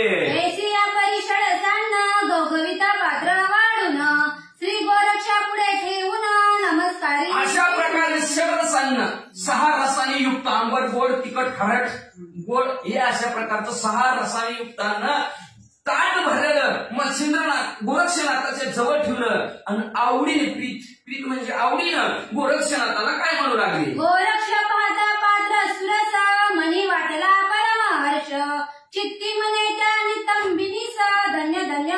गोरक्षनाथाने ताटाकडे पाहिलं गेलं बघितलं बरोबर चित्ताच्या ठिकाणी आनंद वाटला. एवढं वर्ष झालं असं खायला मिळलं नाही पण असं चांगलं खायला मिळून बरं वाटलं आनंद वाटला आणि त्या आईला म्हणला जिनं वाढलं त्याला लगेच आशीर्वाद दिला. धन्य धन्य माऊली म्हणला आहे का नाही. म्हणून लक्षात ठेवा ज्याने खायला गेले खाऊ घातला अन्नदान केले त्याला जरी एखाद्याने नाव ठेवलं चांगलंच केलं मंगळच केलं तिखटच केलं खारटच केलं तरी ज्या ठिकाणी जाऊन बसलेला आहे आणि ज्या ठिकाणी बसून त्याने तिथले पृथ्वी तृप्त झालेली असते तर ती पृथ्वी त्या अन्नदान देणाऱ्याला आशीर्वाद देऊन जात असते. तसा लगेच गोरक्षनाथाने डायरेक्ट लगेच धन्य धन्य आई साहेब आहोत तुम्ही असा आशीर्वाद दिला. आम्ही पोटील कोण नोहेष्ट सोयरे जन आम्हासाठी सिद्ध करून पात्र वाढून म्हणायला गाव आम्ही कुठलं कोण तुमचं सोय आहे का बाहेर आज का म्हणजे असते आपल्या सोयीला आले की कुठं असते आपल्या घरात आणि बाहेरची बाहेरच ती पाहुण्यात आतमध्ये त्यांना हात राहायला बसवायला उठायला सगळं वेगळं 1-2 माणसं स्पेशल त्यांच्यासाठी आहे का. पंक्ती होईल पंक्ती लिहिलंय का इथं अजिबात नाही. गोरक्षण म्हणून तर म्हणले गोरक्षण आम्ही तुमचं काय पाहुणं कसं घे का सोयलं म्हणजे तुमचं आणि कोणच लागत नव्हतं तरी आमच्यासाठी तुम्ही एवढं भलं मोठं ताट वाढून आणलं. पात्र गवगवीत हे पात्र नव्हे यथार्थ शिवलिंगी शोभला भात पात्र शाळुका मिरवी. अहो काय तुम्ही ताट भरून आणलं हे ताट म्हणजे माझ्या जीवाला काय वाटायला लागलं माहितीये का म्हणजे असणार महादेवाची पिंड माझ्यासाठी तुम्ही महादेवच द्यायला लागला म्हणजे असणार. हे असणार भात म्हणजे असणार महादेवाची पिंड आहे आणि त्याच्यावर वरण जे होतं ना तुम्ही ती पिंडावरची साळुंका असते का एवढं ठेवलेलं ती साळुंका म्हणजे तुम्ही माझ्यासाठी महादेव रूपी ताट आणलं असं गोरक्षनाथ म्हणू लागले. नाना पदार्थ प्रकरण ते शिवासी अपार सुगम की शिवला खोली ढासळून शाळुका ते मिरविली. नाना पदार्थ त्याच्या बाजूला म्हणजे असणार आहे. अरे ती काय भजे कुरवडी काय असेल ती असणार घाऱ्या पुऱ्या बुंदी ही जी काय असणार आहे ती म्हणजे असणार अतिशय सुंदर शिव लाखोली ढासळलीच की काय असं आम्हाला दिसू लागलंय. एवढं सुंदर असणार अन्न म्हणून अन्नाची निंदा करायची नावं कधीच ठेवायचं नाही. कसलं का असणार नीट खायचं आणि आता कदाचित जर एखाद्या खाताने अन्नाला नावं ठेवत असलं तर वळखायचं ही बाहेर चढून आहे गप आपलं ताट उचलावून दाखवून ठेवावं. सकाळ उठल्यावर ती सगळं मनाने खाऊन नीट कामाला जाणार. बरं म्हणजे असणार अन्नाला नाव ठेवायचं नाही का अन्न हे उदर भरणं अन्न हे केवळ ब्रह्म. मग ब्रह्म कोण आहे शिवाय महादेवी आहे मग ती महादेवीची जी उपमा अन्नाला दिली. आपण काय म्हणतो खारटच केले आंबटच केले तिखटच केले असलं करीत असलं काय तसलं करायला काय घालतं अन्नाला नाव ठेवायचं नाही. गोरक्षनाथ काय म्हणजे अन्न हे नवं केवळ उदरभरण ही पोट भरण अन्न नवं अन्न हे पूर्ण ब्रह्मजान हे ब्रह्मच आहे महादेवजीच आहे असं अन्नाकडे बघून मग गोरक्षनाथ असणाऱ्या त्या स्त्रीला म्हणू लागलेले आहेत की मग म्हणजे असणार अतिशय सुंदर असणार अन्न तुम्ही आम्हाला दिलं. की प्रीती पाहता तो भात सकळ अन्नाचा प्रभू शोभत पात्र मैते प्रीतीने बहुत नाना पदार्थ आवडीनं त्या भाताकडे जर बघितलं तर भात म्हणजे अन्नाचा मालकच वाटू लागला म्हणजे ती राजाच वाटू लागला म्हणजे असणार आणि त्याच्या आजूबाजूचे असणाऱ्या सर्वचे सर्व असणारे पदार्थ आहेत की त्याचं असणार सैन्य वाटू लागलं असं गोरक्षनाथ म्हणतात.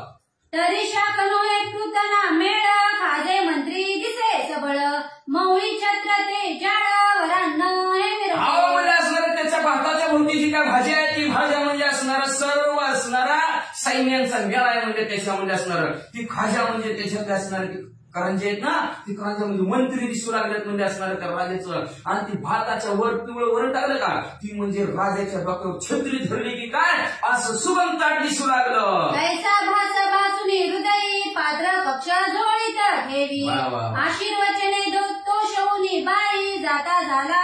आणि अशा प्रकारे मनातल्या मनात ताटाविषयी अन्नाविषयी असणारं मनात त्यांच्या आलं ताट घेतलं झुळीत टाकलं आणि जाता जाता त्या महिलेला गोरक्षनाथाने आशीर्वाद दिला, बाई तुला काहीच कमी पडणार नाही. वाचरा किती मने उदरा पुरते प्राप्त न झाले माते आता वेचून केवी हिंडावे घरोघरी. आहे का नाही बघा बघा पोटाला मिळालं बस करा पण असे अजून मिळावं काय मिळालं, काही जाते काही येत नाही, काही जात नाही, असू द्या. मग म्हणजे गोरक्षनाथाने विचार केला, म्हणजे एका घरी रिक्षा मागितली, दोघांच्या पोटापुरतं मिळालं. एवढ्यात गुरुचं पोट भरणार आहे, माझं पोट भरणार आहे. आता कशाला शिंद्राला कष्ट, ह्याच्या घरी जाण त्याच्या घरी जाण, त्याचं काय नाही, कशाला ऐकून घ्यायचं काय कसं काय गरज आहे म्हणजे असणार, कशाला शिंद्राला कष्ट, म्हणजे बस झालं पोटापुरतं मिळालं, लगेच गोरक्षनाथ कुठं निघाले. ऐसा विचार करून चित्ती दिले श्री गुरु मूर्ती भिक्षा जोळी कक्षेतून निघुती काढून देवी. असा मनात विचार केला, आणि जिथं श्री गुरु बसले तिथं गेले, गुरु त्यासनार पैंगणवर घातला आणि झोळी गुरु समोर ठेवली. प्रत्यक्ष तपमोळी विकासू पाहे झोळी तव त्यांना सुंदर परिमळी निज दृष्टी असणाऱ्या झोळी समोर ठेवली. कपालमध्ये श्रेष्ठ असणाऱ्या वचनात झोळी उघडून बघितली तर अन्न दिसलं बरोबर. मग ते घेऊन आपले पासी भोजन करी योगीद्र तापसी अन्न स्वादिष्ट रसनेसी लागता बक्षी आवडी. अशी झोळी उघडली तर घमघमाट वासाला, म्हणून दरवाजा बंद करून ठेवला. मग म्हणले ताट वाढल्याबरोबर ताट वाढायचं का ना, मग अशी म्हणजे आता आले मग आले म्हणजे ताट फिरू सांगते ताट अजून तिथंच आहे. मग म्हणले मग शिंद्राने बघितलं घमघमाट वासाला, मला आले वासाला, पण म्हणलं वाचले गेला म्हणजे तुम्हाला वासायला दरवाजा बंद कर असू दे. मग म्हणजे घमघमाट वास असणारा आल्याबरोबर वच्छिंद्रनाथाने वास आल्याबरोबर झोळी उघडली तर स्वादिष्ट असणारा अन्न दिसलं.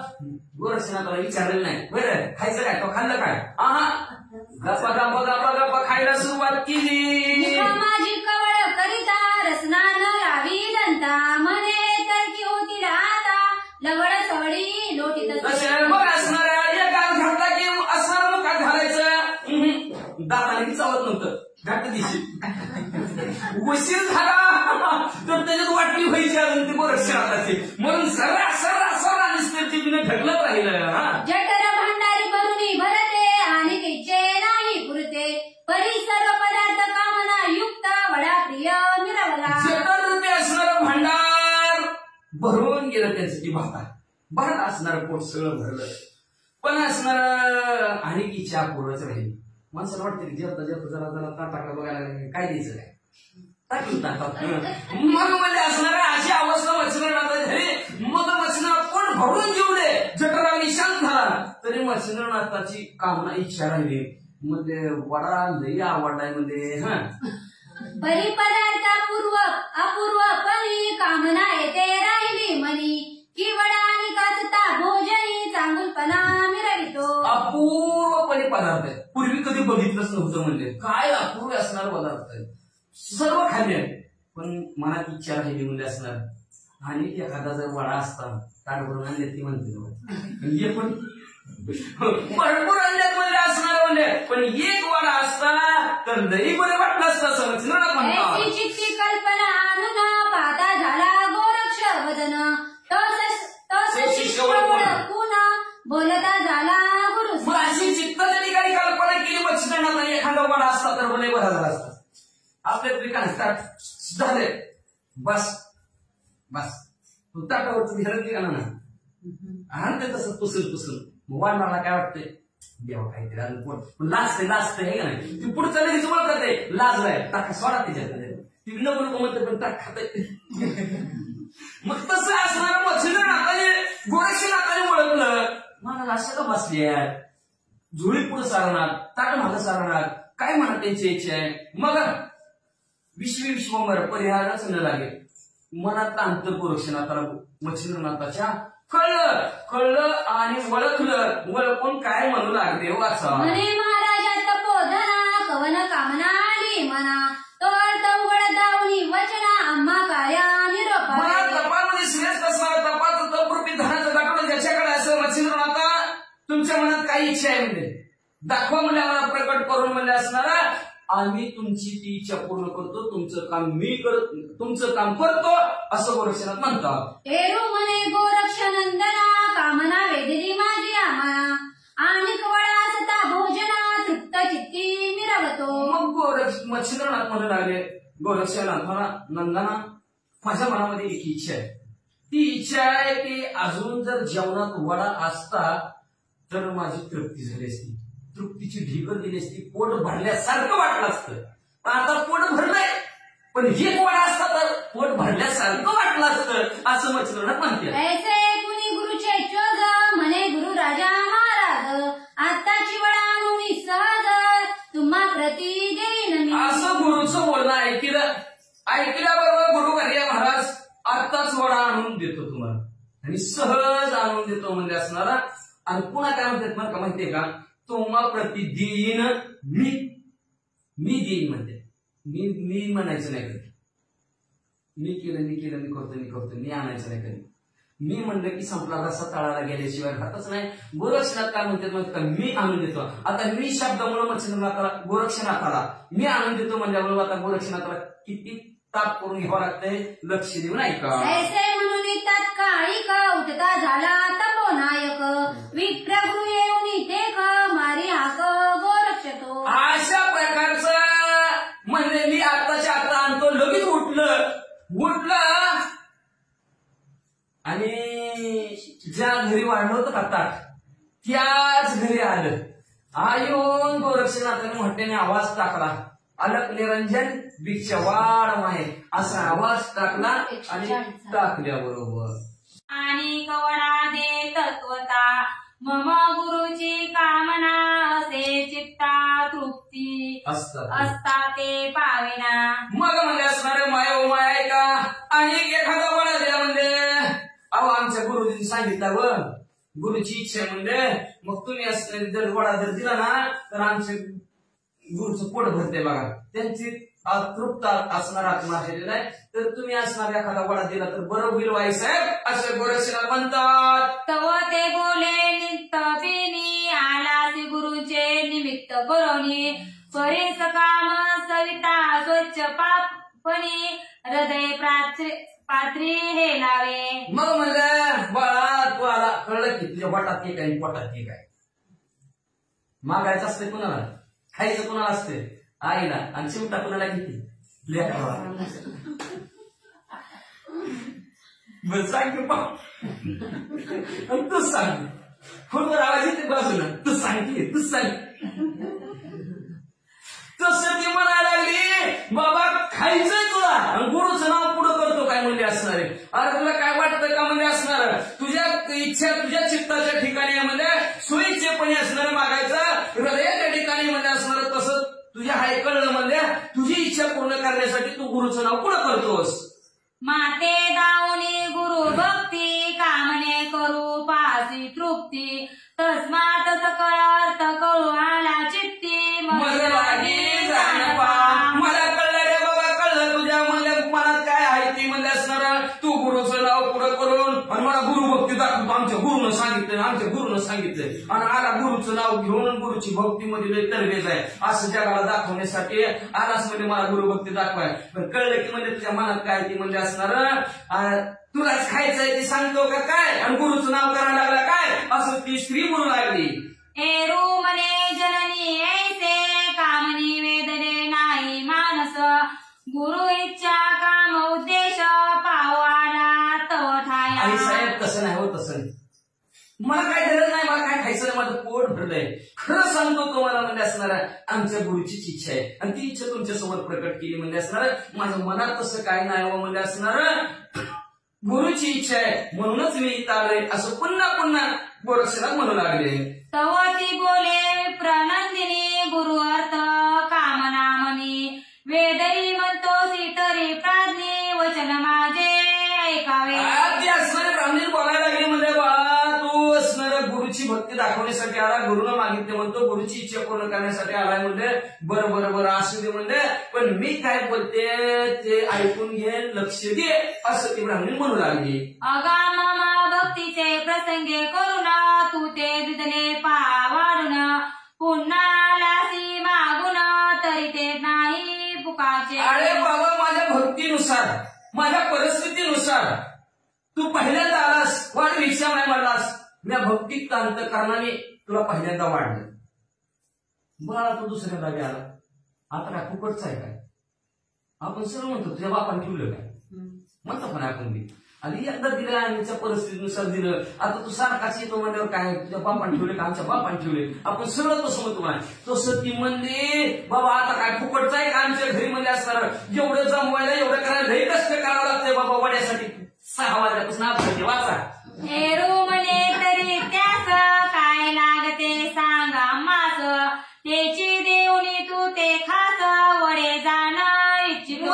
रक्षणात म्हणजे आई साहेब काही बी करा पण वडा पाहिजे, त्याच्यासाठी काय लागते सांगा आम्हाला. म्हणजे तुम्ही पाहिजे काय मागेल ती मागा ती देतो, पण आमच्या गुरुला एक वडा द्या. हे रे म्हणे गुरु भक्ती माते दावणी पावला सक्ती, परी वडे अन्नावरती पाहिजे ते डोळा काढून देई का. मग असणार ती म्हणला तू स्त्री म्हणली ती ब्राह्मणी गुरुभक्ती दाखवाय मला आलास का म्हणजे असणार.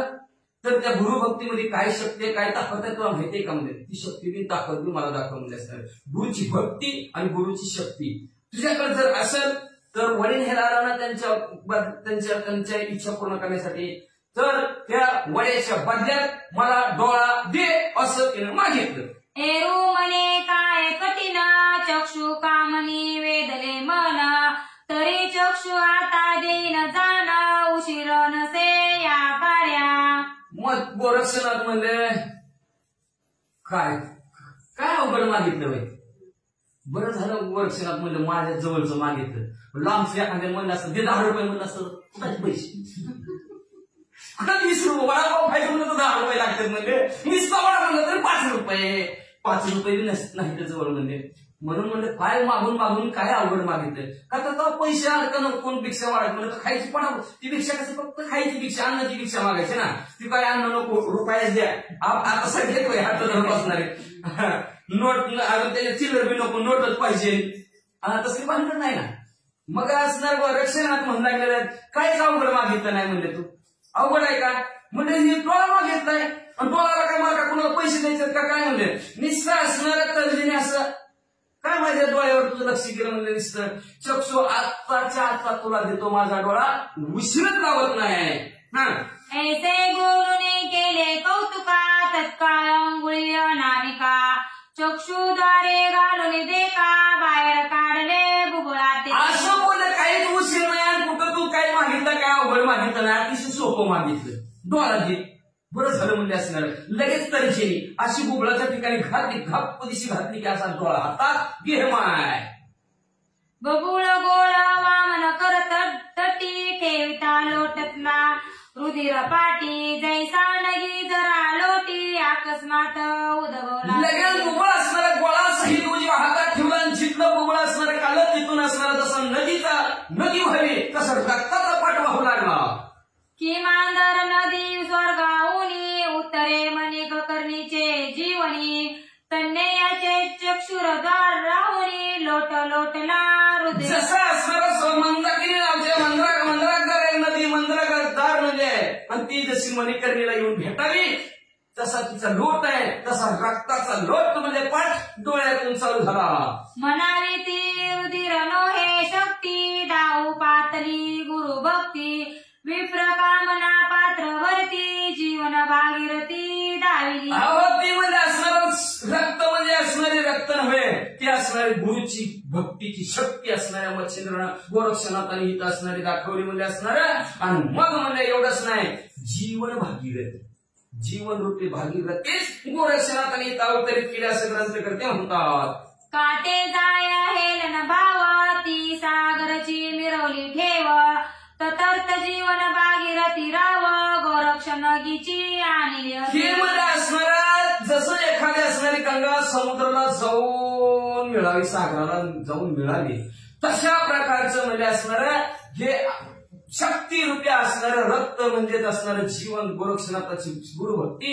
ही गुरुभक्ती म्हणजे असणाऱ्या रक्त रूपी असणाऱ्या डोळ्यातून असणाऱ्या बुबळातून गळगळ वाहत असणाऱ्या गुरुभक्तीला जाऊन मिसळावी असं दिसू लागलं. असो ऐसे तेने रुधिरा लोट लोटला महावीरा, ते पाहुणी चिंता तुरा प्रेम जाया मिरविली. आणि अशा प्रकारचं असणाऱ्या डोळ्यातील रक्त असणाऱ्या स्त्रीनं बी बघितलं आणि रक्त असं गळगळ गळगळ वाहत पृथ्वीवर असं जमिनीवर वाहू लागलं रक्त म्हणजे असणार.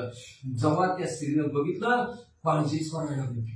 म्हणजे काय झालं? रुधिर वाता बडबडाट मही लोटला रक्तपाट खंडनानो हे परमचाट भूषण मिरवी लोकांते. ते रक्त मुळातून वाहू लागला. असाच असणारा जमिनीवर पाठच्या पाठ रक्ताचा वाहू लागला. बंदच व्हायला तयार नाही ते रक्त. आता तिथं काय मला माहिती का पट्टी बांधायची का काय कोणाचं रक्तच बंद होईना म्हणजे असणारा जणू काय असणारा पृथ्वीनं मळवटात लावला की काय असं दिसू लागले.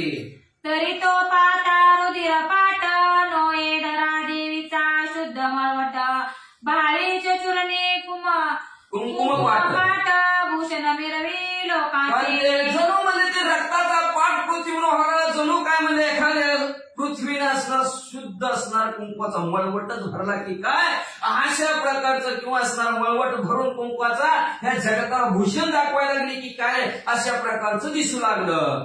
ऐसे ते विप्रदारा पाहून लज्जित झाली अरिष्टपणा परमचित्ती खोच मारण सदना माझी परतली. अशा प्रकारच्या असणाऱ्या त्या गोरक्षनाथाची अवस्था त्या ब्राह्मणीनं पाहिली गेली.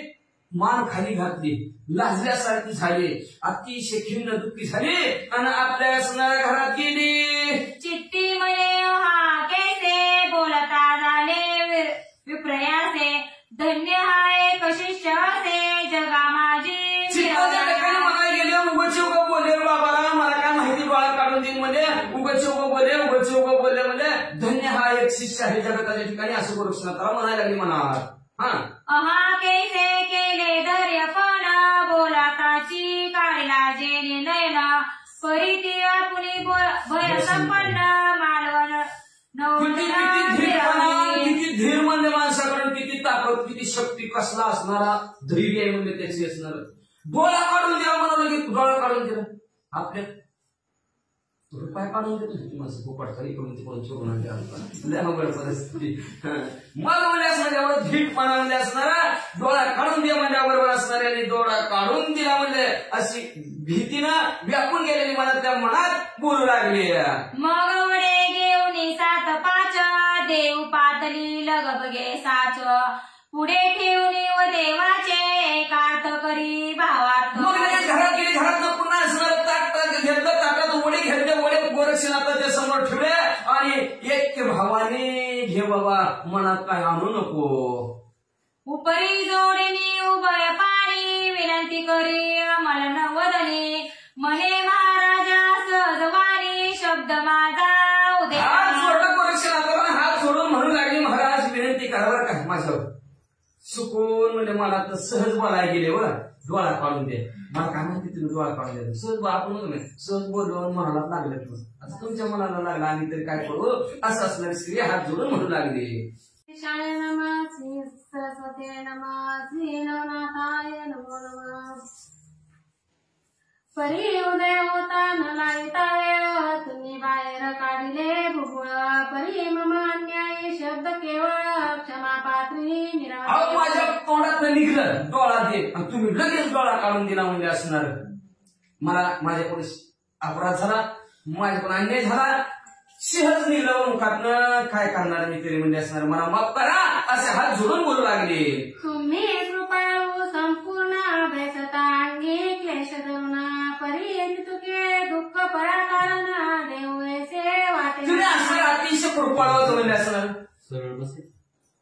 तुम्ही म्हणजे असणारे अतिशय कृपाळू होतो म्हणजे एवढंच नाही संतांची युक्ती देहकष्ट की परोपकारासाठी तुमचं स्वतःचा ध्येय तुम्ही असणारं संकटात घालता पण पुढच्या सुखी करता अशा प्रकारचं तुम्ही संत आहोत असं गोरक्षनाथाला म्हणू लागल्या.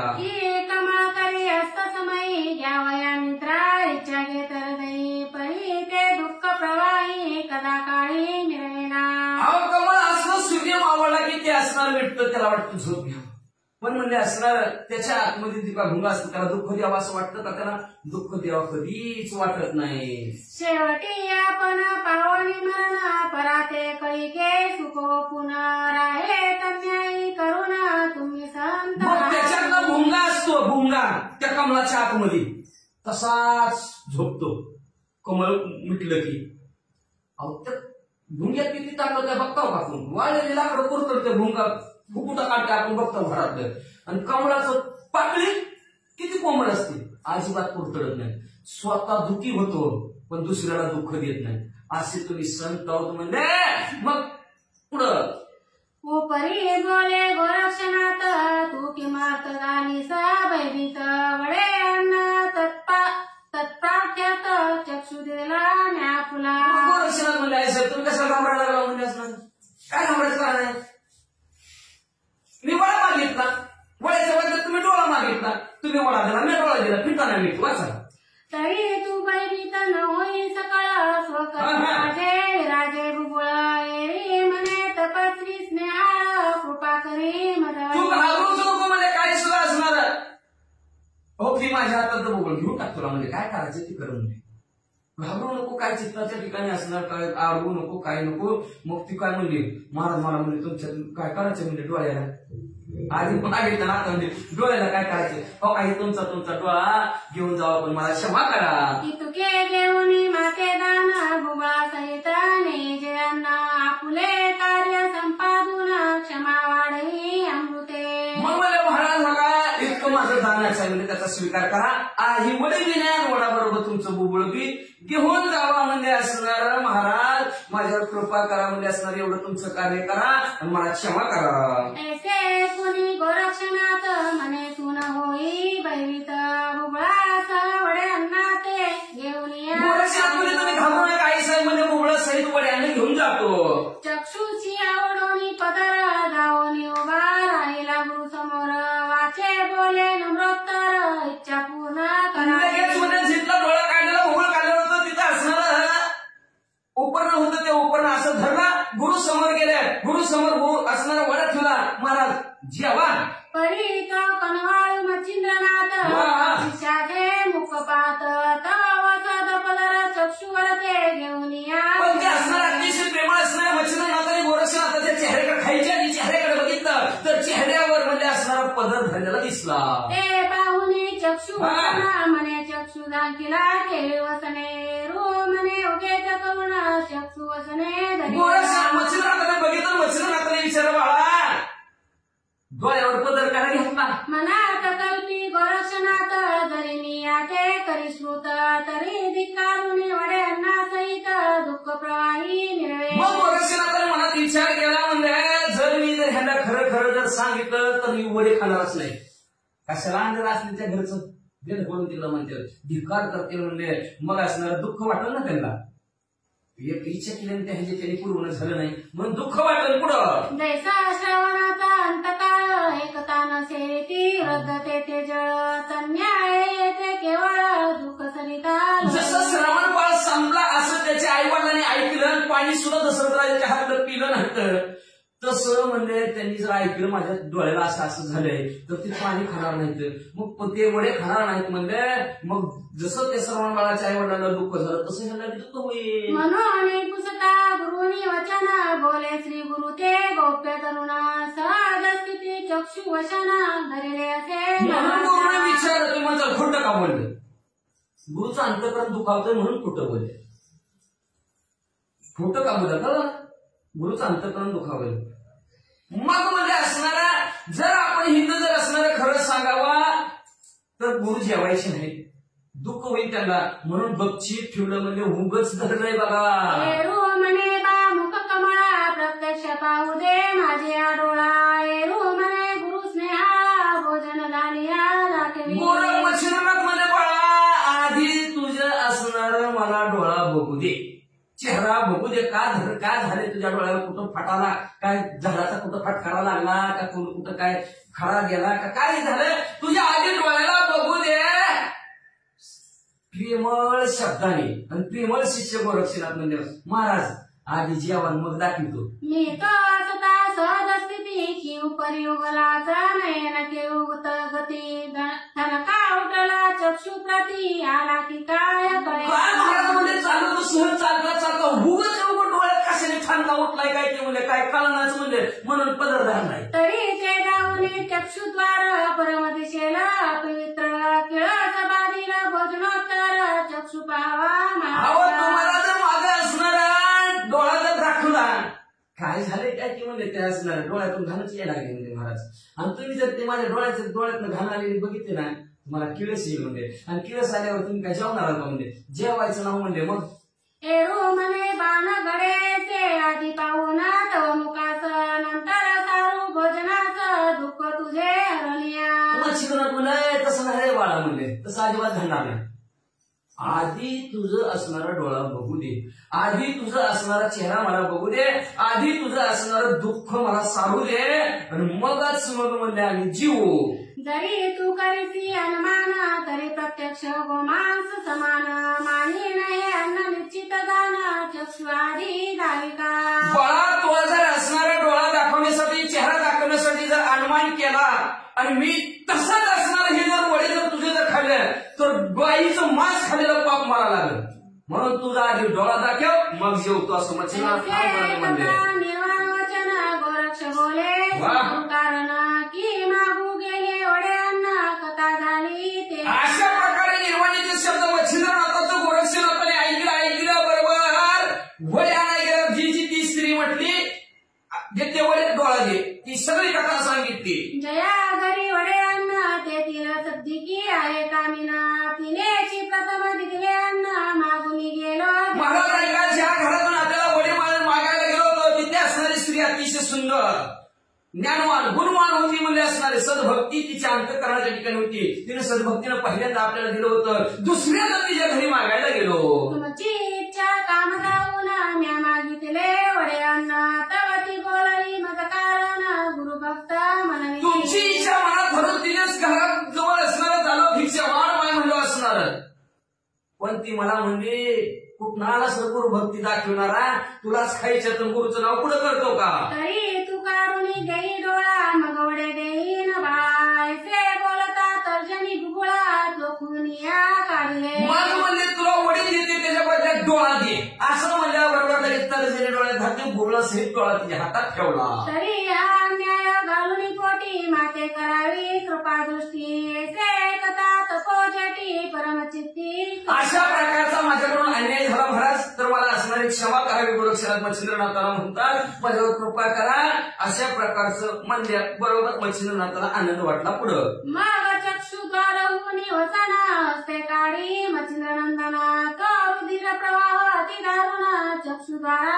मग लगेच मच्छिंद्रनाथाने उठले स्वतः गोरक्षनाथाच्या डोळ्याला धरलेला असणारा जी काय पदर होता तो बाजूला काढला तर डोळ्यात नसणाऱ्या त्या भोगातनं घळघळ व्यक्त होत असलेलं दिसलं. मग बोले मच्छिंद्र त्याते भुगुळ कोटे सांग माते रू काढुनी स्वहस्ते गुरुनाथा. मच्छिंद्रनाथ बोलले बाबा ती भूगोळ कुठं आहे लगेच असणाऱ्या हातात समोर हो का हे भूगोळ.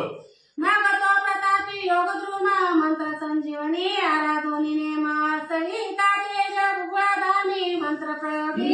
भस्माची मोठी काढी मच्छिंद्रनाथाने त्याच्यावर म्हणजे संजीवनी नावचं असणारं मंत्र म्हणलं गेले असणार सूर्याचाही मंत्र म्हणले गेले भस्माची मोठी पूर्ण मंत्राचा होता पाठ भुगुळ संचरले चक्षु कपाट माग पूर्व स्थिती उनी अचाट तेजा लागी परिपूर्ण असणारा मंत्र झाल्याबरोबर भस्माची मोठी डोळ्यावर टाकली गेली. डोळा असणारा चिड उडवत असा तीन दिशा हातातनं डोळा भुगुळ ओढला जिथं होतं तिथं जाऊन जशाच्या तसे बसलं. पहिल्यापेक्षा जास्त गोरक्षनाथाला दिसू लागलं जास्त. आणखी घेऊन गोरक्षनाथ स्वकडे मुख कुवाळीत म्हणे धन्य धन्य बाबईत तुझी एक. लगेच उलटे मच्छिंद्रनाथाने गोरक्षनाथाला आपल्या मांडीवर घेतला अंजारला बोलायला म्हणजे त्या जगताच्या ठिकाणी सत्शिष्य कोण असेल तर तूच एक आहेस. मग त्याची घेऊन अंकावरी सच्चिच्छा भोजन करी परी धैर्य शक्तीची अपार लहरी मच्छिंद्र देई मिळवत मग लगेच मच्छिंद्रनाथाने गोरक्षनाथाला बरोबर घेतला गेला,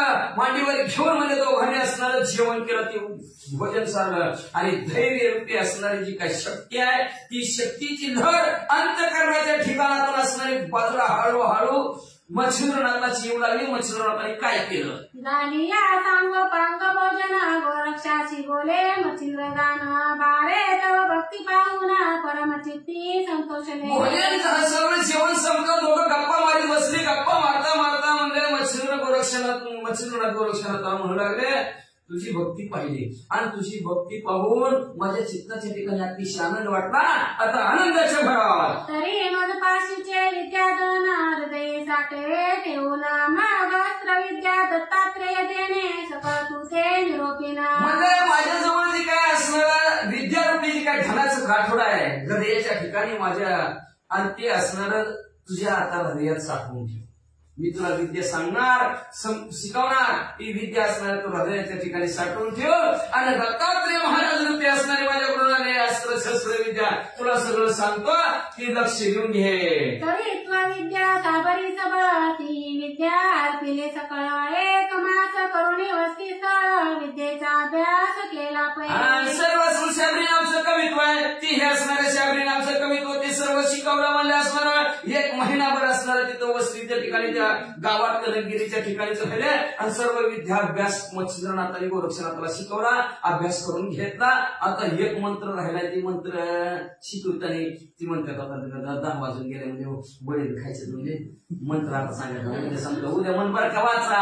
आता निरूपण पुढले याची आई दोन्ही नंदन मालू सांगेल श्रोत्या कारण नरहरी प्रसादे करुनिया. असं म्हणजे आता ते पुढचं निरूपण आहे, कसं विद्याकार शिकवतात आणि कसं विद्याचा पाठ कसा करायचा असतो, गुरुनं शिकवलेलं कसा पाठ करायचा असतो. अभ्यास कशाला म्हणतात ते कळलं ना माणसाला. अभ्यास म्हणजे एखादी वस्तू पुन्हा पुन्हा करणे, त्याला म्हणतात अभ्यास. आता अभ्यास गोरक्षनाथ करते, कसे करतील आणि ते अभ्यास केल्यानंतर परीक्षेत पास कसं होतील उद्याच्याला कळणार आहे. कशा करणार, कोणाच्या रूपात कळेल, गहिनीनाथाच्या रूपामध्ये कळेल. सुंदर गोड कथानक असणारं पुढच्या अध्यायाच्या ठिकाणी आहे ते असणारा कथानक तुम्हाला हरिवंशातील असणारा मालूचा मुलगा, दोन्हीचा मुलगा असणारा मालू सांगतील. दक्षिण नायका श्रोते मंडळीला विनंती करतात ते त्यांच्या सुखरूढ गेले आणि शरण जाऊन ह्या अध्यायाचं कथानक संपवितात. भक्ती कथा सार समंत रक्षकावर किम्यागार सदा परिसोद वाणी पंचुर